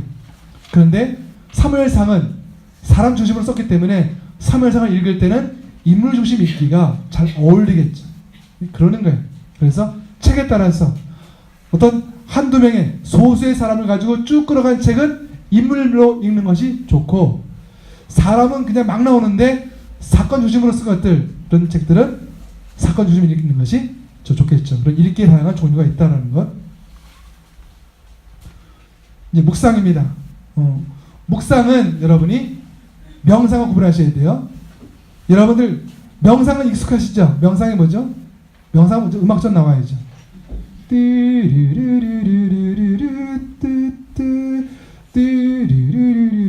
여러분 좋은 아침입니다. 저는 이런 아침이 되면 생각나는 게 있어요. 그 소울의 시. 그러면서 이거 뭐 하는 거야 지금요? 내 경험 속에서 있었던 좋은 일을 추억해내는 거예요. 명상은요, 성경 본문이 없어요. 명상은 내 안에서 일어나는 옛날의 좋은 일들을 추억하면서 그때를 기억하면서 지금 나쁜 일을 잊어보자라는, 명상은 내 안에서 일어나는 일이에요. 묵상은요, 하나님 안에서 일어나는 일이에요. 내가 묵상했다 할 때는 성경 말씀이 나와야 돼요. 묵상은요. 내가 어제 시편 읽었는데 시편 1편 말씀 가운데 이런 게 느껴졌고 묵상입니다. 근데 아무리 성도라고 해도 크리스천이라고 해도 그냥 이렇게 자기 사정을 얘기했다. 그거는 묵상처럼 보이는 명상입니다. 묵상에는 반드시 하나님의 말씀이 나와야 됩니다. 그리고 하나님께 들은 음성이 그 앞뒤 문맥의 전체의 줄을 이루어야 됩니다. 그래서 묵상이라고 합니다. 따라서 하나님과의 관계에서 나를 만들어가는 작업이 되기 때문에 하나님이 나에 대한 영향력이 아주 극대화됩니다. 그래서 하나님의 말씀이 내 전인격적인 변화를 가져올 수밖에 없다라는 것. 그리고 중요한 것, 맨 밑에 내가 깨닫는 것이 아니라 하나님이 깨닫게 하십니다. 그래서 그 어느 때보다 큐티할 때는 성경 말씀은 편하게 읽으면 좋습니다. 가급적이면 어떤 선입관을 배제하고 편하게 읽으면 좋습니다. 이 본문의 의미는 뭐지? 하나님은 이 본문을 통해서 나를 뭐 하라는 거지? 그런 목적의식을 갖지 말고 하나님이 말씀하지 않으시면 오늘 아무것도 안 하지 그런 마음으로 내가 급한가? 하나님이 더 급하시지. 그런 마음으로. 세상에 문제가 있다면 세상에 있는 문제를 해결하는 것이 내가 더 급하겠어? 하나님이 더 급하겠어? 하나님이 더 급하시겠지. 필요하면 하나님이 얘기해 주실 거야. 아예 어느 정도 아예 그런 쪽의 마음으로 편하게 읽고 있으면 하나님이 내 인생 가운데 어떤 음성을 주시고 그렇다고 해서 내가 한 계획이 아닌 하나님의 어떤 계획을 따라서 우리를 이끌어 가시게 된다라는 것. 그래서 묵상은 내가 하는 것이 아니라 하나님이 나로 한다는 것. 중요한 이야기입니다. 성경 말씀 묵상하면 어떤 구절이나 어떤 한 단어가 꼽힐 수 있어요. 그때 만약 그 단어가 사랑이라는 단어에 꽂혔어요. 그러면 사랑을 묵상해 보는 거예요. 하다 보니까 소망에 꽂혔어요. 그럼 소망. 로마서에 보게 되면 여러분의 몸을 거룩한 산 제물로 드리십시오. 그래서 산 제물에 꽂혔어요. 그러면 산이라는 것은 살아있는 제물이에요. 원래 제물은 죽어야 제물이에요. 그런데 산 제물, 이거 모순된 단어예요. 죽었어야 되는데 살아있어요. 근데 그게 우리래요. 이걸 묵상하는 거예요. 그렇지. 내가 죄를 지어서 죄의 삭은 사망이니까 내가 죄를 지어서 내가 죽었어야 되는데 나를 대신해서 죽은 분이 계시네. 나를 대신해 죽은 분이 계시기 때문에 그 죽음 때문에 내 죽음이 넘어갔네. 묵상 가능하겠죠. 하나님은 나를 위해, 예수님은 그 피를 흘려 나를 위해 대신 죽으셨다. 그분의 은혜를 인하여 감사드리는 것이 그게 뭐야? 예배. 예배는 그런 거구나. 이게 묵상이 되는 거죠. 그때 산제물이 와닿는 단어가 되는 거죠.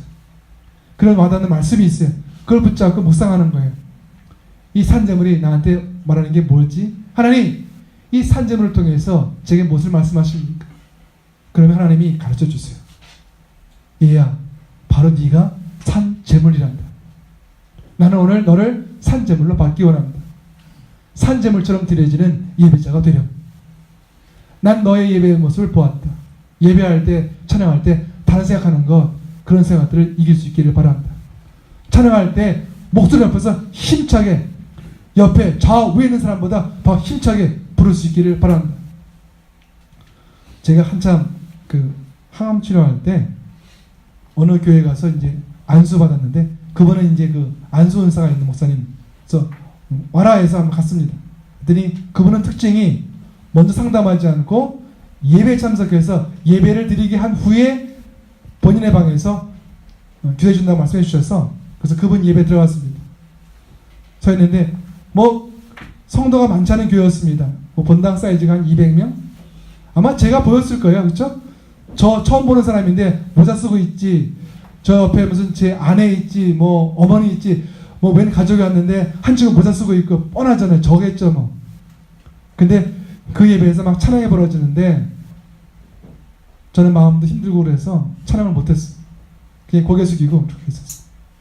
근데 나중에 저를 착 만나더니 첫 마디가 그 목사님이 형제, 아까 왜 찬양 안 해? 찬양할 때 찬양해 앞으로. 그래서 첫 만남부터 꾸준함 듣고 시작했습니다. 전 그때 그 목사님 얘기가 가슴에 있어요. 예배할 때, 찬양할 땐 찬양하고, 기도할 때는 기도하고, 말씀할 때는 말씀 듣고, 그것이 예배겠구나. 예배는 다른 게 아니라 산재물. 재물은 말하지 않는 거죠. 재물이 자기 위치에서 저기 나 이 위치에 왜 있어요? 재물이 아니겠죠. 재물은 그 위치에 있든 없든 그 재물을 놓은 사람 마음이겠죠. 우리가 재물이라면, 우리가 그런 예배자라면 나는 없고 그분이 살아있는 거죠. 아, 그것이 예배구나 라는 것이 저는 이 묵상이 되는 말씀이에요. 여러분은 다른 게 묵상될 수 있습니다. 이렇게 성경 본문이 있는데 10절 정도를 읽지만 그 중에 와닿는 단어가 있고 와닿는 구절이 있어요. 그것을 우리는 와닿는 말씀이다. 그래서 그걸 찾은 다음에 그걸 중심으로 더 깊이 묵상하는 거예요. 과연 이 구절에서 내게 주는 음성은 무엇일까? 이 구절을 통해 내게 주는 말씀은 어떤 것인가 하는 거죠. 이 작업을 묵상이라고 해요. 이런 작업을 묵상이라고 해요. 통찰 또는 묵상이라고 해요.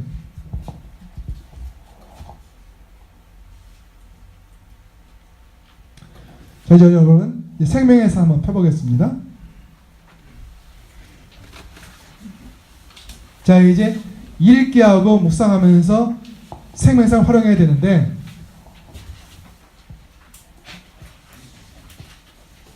여러분이 어떤 페이지를 펴시든, 그렇죠? 펴시든 맨 상단 오른쪽, 그렇죠? 매일매일 본문이 1페이지, 2페이지 뒤 넘기면 본문 해설 예화 그래가지고 1, 2, 3, 4 4페이지로 한 짝이 되어 있어요. 하루가. 그러면 앞에 본문이 있는데, 앞에 본문이 물론 본문이 길 때 볼 때 하나, 둘, 셋, 넷 4페이지 갈 수도 있어요. 그러나 보통 2페이지 앞에 1, 2페이지가 여러분들 생명상 가지고 계시죠? 그 1, 2페이지에 성경 본문이 있어요. 그래서 이쪽에 본문이 있고 그 다음에 양쪽에 여백이 있어요. 여백은 기록하는 칸이에요. 그렇죠? 본문이 있고 여백이 있어요. 그리고 1, 2페이지 2페이지 위쪽 상단에 오늘의 찬송이 있어요. 그렇죠? 오늘의 찬송. 이것이 하루는 찬송가 하나, 그 다음 날은 찬송가 하나, 경배 찬양 하나, 그 다음 날은 또 찬송가 하나. 그런데 말씀드린 것처럼 이것은 그런 찬양, 찬송 이런 것들을 기피하지 않았던 분들에게 권유하는 거예요. 근데 이미 찬양에 대한 선호도가 있고 자기가 좋아하는 찬양이 있는 분은 굳이 이 흐름을 따라갈 필요는 없어요. 그러면 어제 한 찬양 또 해요. 상관없어요. 1년 이건 무슨 찬양을 다양하게, 이건 찬양제를 드리는 게 아니에요. 이 찬양은 말씀하신 것처럼 마음을 열기 위한 거예요. 마음을 여는데 합하다면 찬양의 종류는 상관없어요. 근데 뭘 할지 아무것도 없는 분한테 주는 가이드지, 이미 찬양에 선호도가 있는 분들은 그 찬양을 부르시면 괜찮아요. 그래서 하루는 찬송가, 하루는 찬송가 하나, 경배 찬양, 하루는 찬송가, 찬송가 하나, 경배 찬양, 이렇게 구성이 되어 있습니다. 그래서 찬양하면서 하나님께 마음을 활짝 열고 그 다음에 기도하면서, 그렇죠? 기도할 때 뭐라고 했죠? 키워드가 회개 그리고 겸손. 기도의 키는 뭐예요? 회개. 즉 지금 하나님과 내가 관계가 막혀 있어서 무슨 말씀을 해도 못 들을 수 있어요. 그래서 그 방해물을 제거하는 거예요. 즉 하나님 말씀을 듣는데 방해되는 것을 제거하는 거예요. 그래서 방해물 제거 기도예요. 그래서 회개예요. 그리고 이 게으름이나 또는 이 교만, 이것이 또 막을 수 있어요. 이미 죄를 지은 것과 죄를 지을 가능성을 열리게 하는 교만, 이 두 가지가 잠재적인 죄, 현재적인 죄, 이 두 가지의 죄. 그래서 겸손하게 회개하면 우리는 그 말씀을 받을 준비가 잘 되어 있는 거, 그렇죠? 그것이 찬양 기도고요.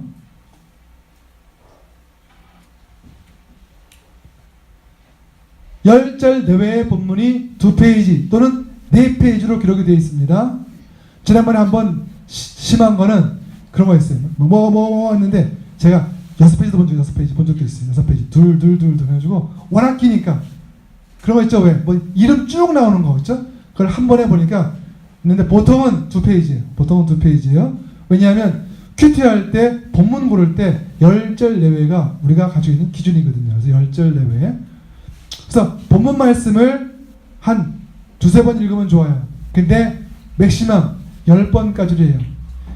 근데 막 화가 나면서 이게 뭐지? 라면서 10번 이상 읽는 건 어디로 들어갈까요? 예, 그건 공부에 들어가요. 그래서 묵상은 10번까지 읽어도 안 된 건 넘어가시면 돼요. 3번까지 읽는 걸 권유하는데 조금 더 성격이 좀 만만치 않아서 나는 이 정도로 못 넘어간다 하는 분은 어디까지만? 10번까지만. 목사님 난 20번 할 거야. 예, 이때부터는 5기예요. 5기.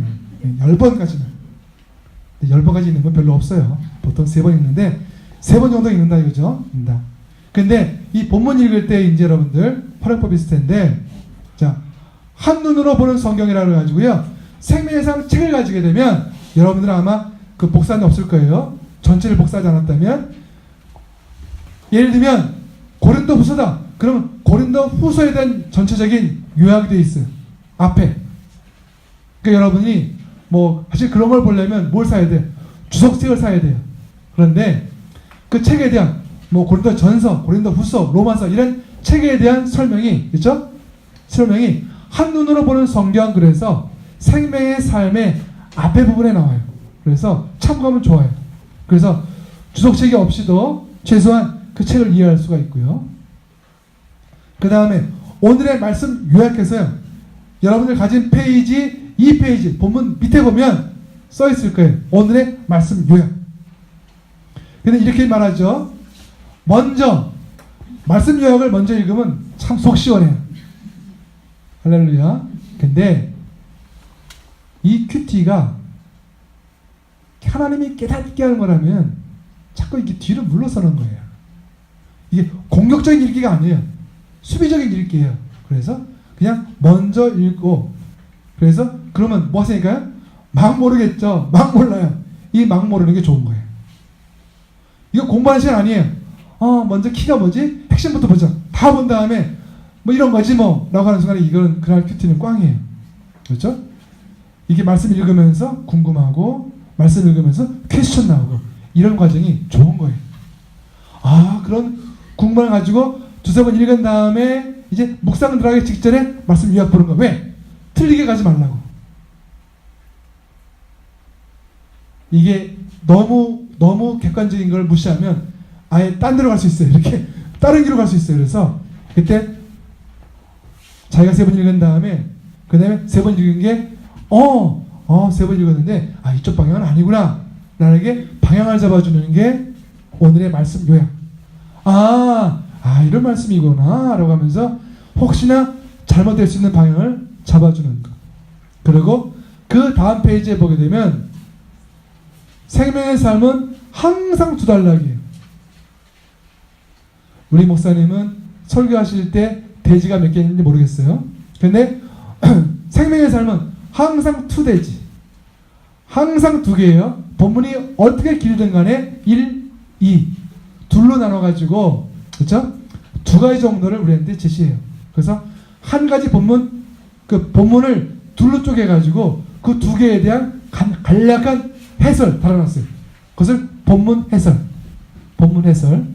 이 본문 해설이 생명의 삶에는 아주 간단하게, 근데 어떤 분이 있는데 어떤 분이 약간 신학자 영성 가진 분이 계세요. 양이 안 차. 그런 분들은 생명의 삶 플러스 하시면 좋아요. 생명의 삶 플러스, 저도 거기 그 편집자 중에 한 사람인데, 생명의 삶 플러스는 거의 주석책 방문하게 써요. 저도 제가 온 거 쓰면 저쪽에서 감리받아요. 그럼 막 혼내요, 저는. 이거 빠졌네요? 막 혼나요. 그러면서, 그럼 제가 혼나지 않으려고 주석책을 이만큼 써놓고 막 분석해요. 근데 어느 한 주석의 내용이 2줄 나오면 파기예요. 그래서 그 많은 주석책을 읽되 그 많은 주석책을 그대로 쓰는 건 없어요. 그러니까 주석책을 많이 읽어서 그것들을 다 머리에 꿰튼 다음에 그것을 가지고 새로운 글을 쓰는 게 생명의 삶 플러스예요.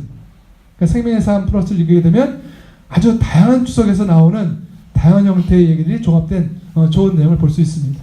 물론 단점도 있겠죠. 그러니까 어느 한 주석책은 흐름이 있어요. 근데 생산 플러스 같은 경우는 그런 흐름은 좀 종합적이다 보니까 그런 흐름은 좀 약할 수 있겠죠. 그렇죠? 어떤 이렇게 그런 게 있거든요. 한쪽 방향 뭐 WC라면 쭉 하는 어떤 뭐 분석이 강화되든지 뭐 교훈 강화되든지 했는데 이것이 뭉뚱그리다 보니까 굉장히 종합적이지만 여러분이 신학자가 될 건 아니니까 그런 종합적인 내용들은 굉장히 유익할 것 같아요. 그래서 생명의 삶을 하든지 아니면 본인이 보니까 좀 답답해하고 학문지향적이에요. 나는 공부하는 걸 참 좋아해. 어디 가서 공부 얘기 나오면 눈이 번쩍 띄어져. 할렐루야. 별로 안 계시네. 네, 그런 분들은 생명의 삶 딱이에요. 생명의 삶 보시면 그 깨알 같은 글씨로 엄청 써 있어요. 할렐루야. 목사님 제가 읽기에도요. 제가 쓴 글은 모르겠지만 남의 쓴 글은요. 짜증나요. 너무 길어. 매일매일 그걸 다 읽으려면요. 보통 일이 아니에요. 할렐루야. 학자형이 임한 분들은 보시면 좋아요. 다음에 묵상하기. 이게요. 매일 있는 게 아니에요. 매주 월요일 본문. 매주 월요일 본문 4번째 페이지에는요. 월요 큐티 배움방 그래가지고요. 큐티 샘플을 제시했어요. 그러니까 매주 큐티에 샘플 주어진 거예요. 그렇죠? 나의 묵상, 나의 적용, 나의 기도 그래가지고 한 페이지 걸쳐가지고 매주 월요일에 샘플이 주어져 있어요. 그래서 뭐 딴 데 물어볼 거 없고요. 그 월요 큐티방 이런 것들을 한 10개나 20개 정도를 쭉 읽은 분들은요. 이렇게 기록하는 거구나. 그래서 이제 우리가 보통 이제 묵상을 기록하잖아요. 기록할 때 기록하는 방법론이 될 수 있어요. 이렇게 정말 이렇게 베테랑이 되면 한 번에 쭉 쓸 수 있는데 가급적이면 앞에 본문 저는 이게 권하고 싶어요. 이 본문에 가지고 자기가 이해한 거를 쓰고 그 다음에 그 이해를 바탕으로 내가 묵상한 거 하나님 이거 무슨 글이에요? 나한테 무슨 소용이에요? 라는 질문과 함께 받은 것 즉 나의 깨달음을 쓰고 그게 통찰 그 다음에 그 깨달음 갖고 나는 이렇게 살아야지 라는 것들 그것이 균형 있게 1대1로 마지막에 기도는 뭐 그냥 붙이는 거니까 기도 있고 그래서 이렇게 4개 또는 3개로 주어진 거예요. 그러니까 먼저 내가 오늘 본문 묵상했어요. 그러면 이 본문은 예를 들어 볼게요. 이 본문에 나타난 하나님은 신실하신 하나님이시다. 하나님은 하신 말씀을 변혁하는 적이 없는 하나님이다. 하나님은 당신이 하신 말씀을 속히 실행하시는 신실하신 하나님이시다. 통찰. 하나님이 내게 신실하시다면 과연 신실하면 약속을 지키는 거니까 나는 하나님께 받은 약속이 무엇인가? 하나님은 내게 이런 약속을 하셨다. 오늘따라 그것이 잘 기억난다. 하나님은 그 말씀을 기억하면서 내게 이렇게 다가오신다. 그런 나하고 하는 얘기들. 그래서 적용은 나는 오늘 이렇게 호선나와 교회 갈 때 내가 이렇게 한 부분들을 이렇게 전하겠다. 내가 이렇게 하겠다. 그게 오늘 적용이 되겠죠. 구체적으로 적용. 하나님 오늘 내가 마음먹은 이런 일들이 주 그리스도 은혜 안에서 잘 이루어질 수 있도록 도와주시옵소서. 기도. 이렇게 끝나는 거예요. 이것이 하나의 기록의 원형이라는 거죠. 그런 것들을 매주 월요일날 월요 큐티 배움방이라는 이름으로 써놓는다는 거죠. 그 다음에 평일에는 한절 묵상이라는 것으로서 해놓는다는 거죠. 한절 묵상. 그래서 한절 묵상을 해가지고 4번째 페이지 맨 밑에 즉 월요일날은 한 페이지고 다른 날들은 맨 오른쪽 밑에 4번째 페이지 맨 밑에 한절 묵상을 해가지고 그 묵상의 짧은 아주 묵상을 짧게 한 그런 간략한 이게 나오죠.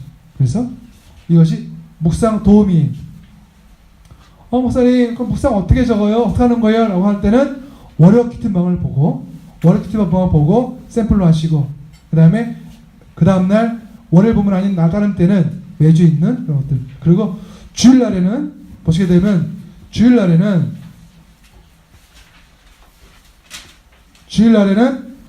아무것도 없어요. 주일날은 그 자리에 설교 노트가 되어 있어요. 그래서 주일날은 묵상 도우미가 없다. 근데 월요일날은 큐티 배움방이라고 한 페이지가 있다. 그리고 나머지 날들은 한절 묵상이라는 느낌으로 우리에게 묵상 도우미가 있다. 이거 묵상하기 보시면 되고요. 적용 기도는요, 그것도 월요 큐티 배움방에 뒤에 적용본이 나오고요. 그 다음에 기도. 혹시 그것도 월요 큐티 배움방, 그것을 활용하면 좋을 것 같습니다. 적용 기도 나왔습니다. 마지막으로, 나눔. 여러분들 생명의 삶의 맨 뒤에 보게 되면 매주 한 번씩 소그룹 나눔 나옵니다. 그렇죠? 나눔식 소그룹. 저희 온누리 교회는 오늘이 매주 순모임을 이걸로 하고 있습니다. 순모임. 생명의 삶 뒤에 있죠. 생명의 삶 뒤에 있는 그 내용 가지고 저희 온누리 교회 모든 순들이 모여서 합니다. 거기에는 그렇죠? 관찰 묵상이 있고 그 다음에 적용이 있고 그 다음에 그것을 함께하는 진행하는 시간.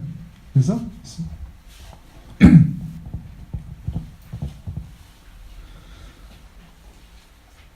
그 나눔식 소그룹의 순서는 찬양하고 마음 열기, 말씀 열기, 함께 기도하기, 그리고 맨 마지막에 마음에 새기기, 그런 순서로 해서 여러분들 생명의 삶 가지고 계신 분 있으면 맨 뒤에 나오죠.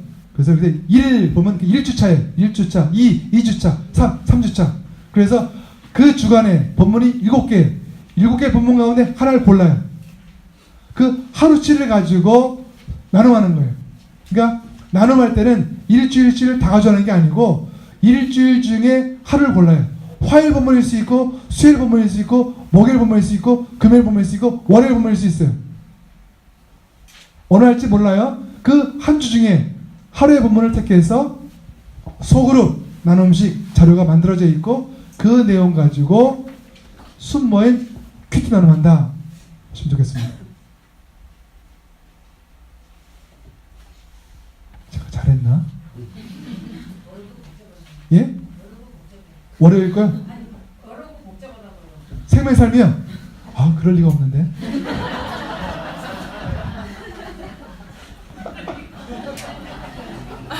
시가에 설명을 좀 해볼까요? 그러니까 이렇게 보시면 돼요. 주일날은 한국 사회는 설거가 있었잖아요. 그래서 큐티한 본문을 가지고 좀 보되 묵상의 어떤 무게를 그날 설교 본문에 좋겠다라는 의미에서 주일 본문에는 묵상이 없어요. 근데 월요일 날은 마치 그것을 만회하는 것처럼 길게 해가지고 월요일 날은 그 큐티를 처음 해보는 사람들은 한번 여기 샘플로 보라고 그 월요일 본문에 대해서 길게 써놨어요. 아, 이런 본문을 가지고 이렇게 하는 거야? 그래서 이 본문과 큐티를 매칭시킨 거예요. 그래서 특히 월요일 걸 많이 공부하시면 좋아요. 월요일 날 한 것들을 본 다음에 도대체 어떻게 하려는 거야? 이렇게 하는 거야? 어떻게 하려는 거야? 이렇게 하는 거야? 그래서 월요일 본문 10개나 20개를 지나가면서 월요 큐티 배움방을 따라가 보면 아, 이렇게 하는 거구나 라고 해서 최소한 그 패턴을 잡을 수가 있어요. 어렵지요. 계속 어렵지요. 죄송해요. 할렐루야. 어떻게 할까? 목사님 아무튼 지가리에 딸려가지고 아무튼 혹시 아무튼 그 생명의 삶 플러스는 말씀드린 것처럼 학자 영이 있는 분들 좋아요. 아주 상세히 잘 되어 있습니다. 자, 이제 뒤에 마무리 들어갑니다.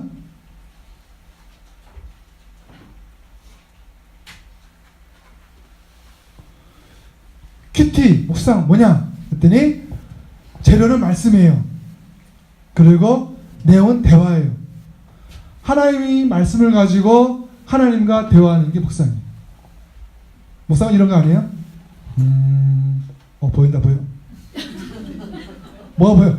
바다가 보여. 바다 위에 배가 떠 있네요. 그 배에는 돛이 없어요. 근데 배가 표류하고 있네. 이런 거 아니에요. 이런 거 아니에요. 하나님이 들어가야 돼요. 그리고 말씀이 있어야 돼요. 하나님, 제가 오늘 읽은 이 본문이 무엇을 말하는 건가요? 질문이 있어야 돼요. 그러면 아직 듣기가 익숙하지 않을 수 있어요. 처음에 그럴 수 있어요. 근데 이것은 사무엘이 그 위대한 선지자가 맨 처음에 하나님 음성 구분하지 못했어. 엘리가 부르는 줄 알았어. 사무엘아, 사무엘아. 사장님, 저 불렀어요? 안 불렀어? 아이, 뭐지? 사무엘아, 사무엘아. 아이, 불렀잖아요. 안 불렀다니까. 진짠데? 저 엘리, 저 나이 드셔가지고 저런 거 아니야? 또 불렀어. 아, 정말 세 번째 했더니, 사무엘아, 사무엘아. 그거 하나님 말씀하시는 거야. 그러니까 다음에 또 음성 들리면 하나님 말씀 없어서 주의 종이 듣겠습니다 라고 들어라. 네. 그리고 그 다음에 음성 주실 때 사무엘이 주의 종이 듣겠습니다 했다고요. 성경이 그런 것을 왜 기록했을까요? 하나님 음성 듣는 게 쉽지 않다. 특히 처음에는. 이제 사무엘이 익숙해졌어요. 그런 일이 없었겠죠. 사무엘이 사무엘아, 사무엘아, 엘리압이 아니야. 얘 아니에요? 기름 붓는 거? 아니야. 그런 때 대화가 자연스러워요. 왜? 하나님과 음성 교류가 굉장히 활발했다는 거예요. 사무엘아, 바로 저 소년이다. 저 소년에게 기름 부어라. 가리킨 건 다윗이에요. 그만큼 사무엘이 그 후대에 가서 훈련 잘 된 다음에 이제는 하나님과 아주 사람과 대화하듯이 아주 음성을 잘 들었다는 얘기예요. 사무엘의 그렇게 어색한 모습에서 능수능란한 모습까지를 왜 다 보여줬어요. 우리도 마찬가지라는 것이죠. 처음부터 잘할 수 있겠어요? 그런데 이렇게 큐티하고 묵상하다 보면 이제 제일 큰 유익이 하나님의 음성을 잘 듣게 된다는 거죠. 묵상은 말씀을 중심으로 많은 질문하는 거죠. 하나님 이건 뭐예요? 하나님 저건 뭐예요? 하나님 이건 뭐예요? 여러분들 우리 주부님들 아이들 키워보셨죠? 아이들이 자랄 때 질문이 많아요? 적어요? 근데 어떤 아이가 질문하는데 예! 질문하지 마. 그 아이는 멈추는 거예요. 그 말도 안 되는 질문에 다 답해주면서 아이가 발전하는 거죠. 우리 둘째 아이가 옛날에 키울 때 애가 어눌했어요. 이유는 한 가지, 왼손잡이였어요. 근데 왼손으로 연필 잡으면 저희 아내가 오른손 바꿔줬어요. 왼손으로 주면 오른손 바꿔줬어요. 얘가 자기 동기들보다 말도 못하고 어리버리했어요. 어느 날 왼손을 쓰게 줬더니 영민해졌어요. 저 여러분이 누구든지 할 수 있어요. 그러니까 너무 서두를 필요 없어요. 그런데 자연스럽게 하나님과 교류하다 보면 음성을 잘 들을 수 있어요. 주변에 누군가를 이렇게 하지 않길 바랍니다. 너 아직 못 들어? 하나님 음성도 못 들어? 얘는 뭐 했니? 할렐루야. 그러지 않길 바랍니다. 너 방언도 못해? 얘는 방언도 못하는 게 이러면 안 돼요.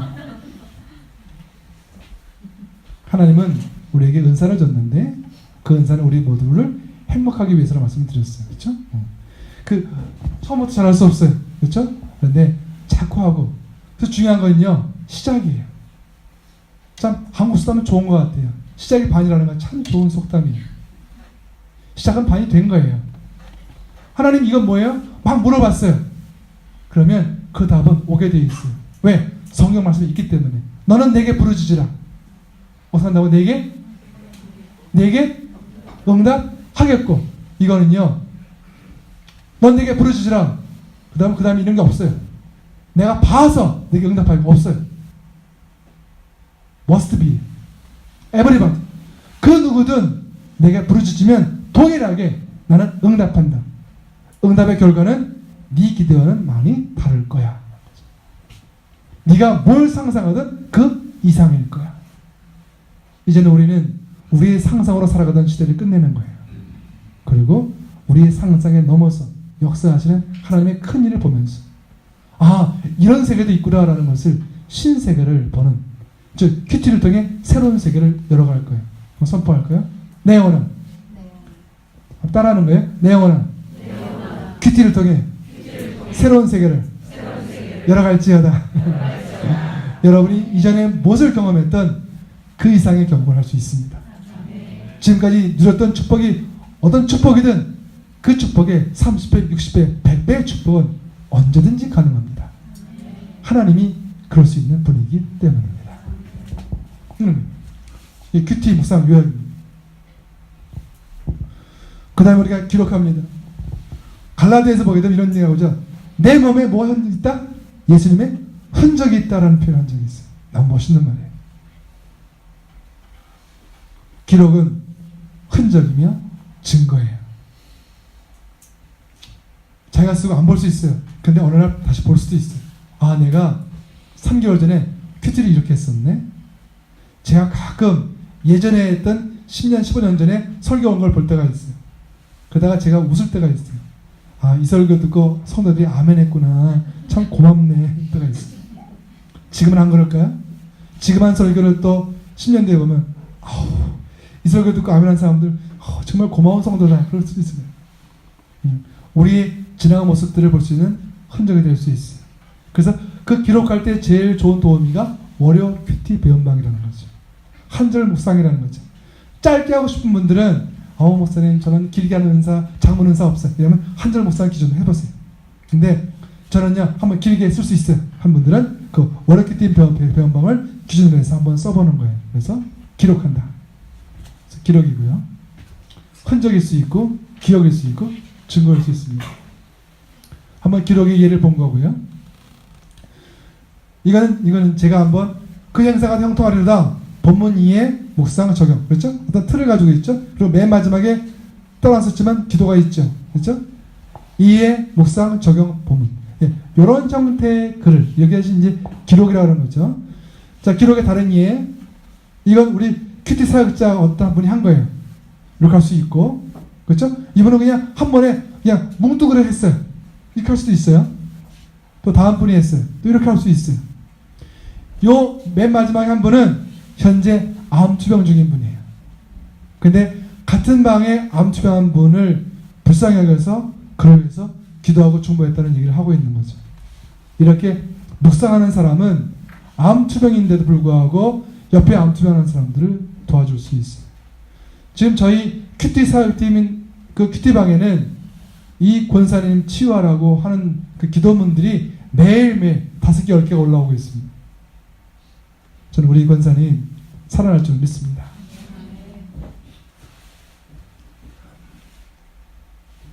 그 다음 적용. 앞에 설명을 다 했고요. 근데 적용할 때 좀 볼 부분은 뭐냐면 요거 하고 마칠게요.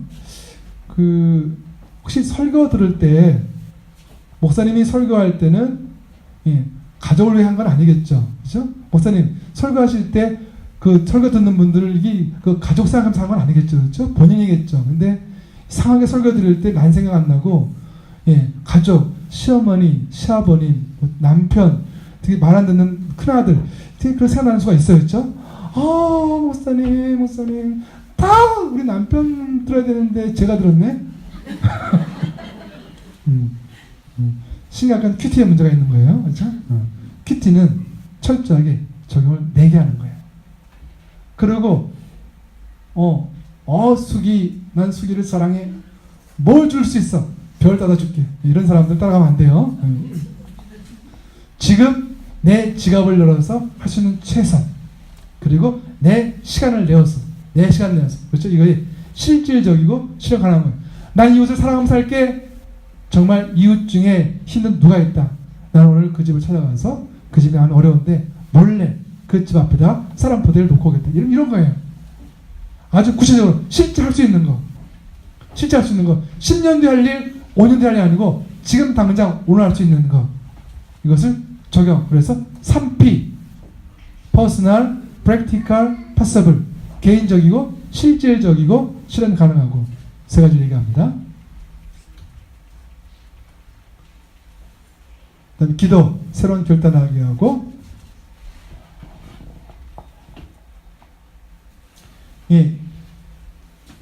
요 단락부터는 아직은 제가 목사님하고 나눈 대화에 따르면 요거는 이제 여러분 개인적인 큐티가 다 되어서 그 다음에 이제 뭐가 문제 생기냐면 이제 큐티방을 큐티 나눔방 만들어야 되는데 나눔방 어떻게 하면 좋을까요? 라고 하는 쪽에 얘기에 있어서 오늘 빼겠습니다.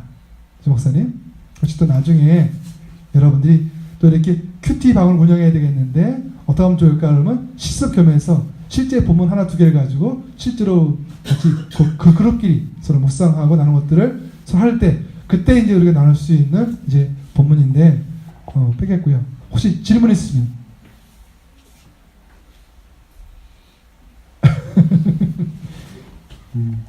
저기 어렵죠.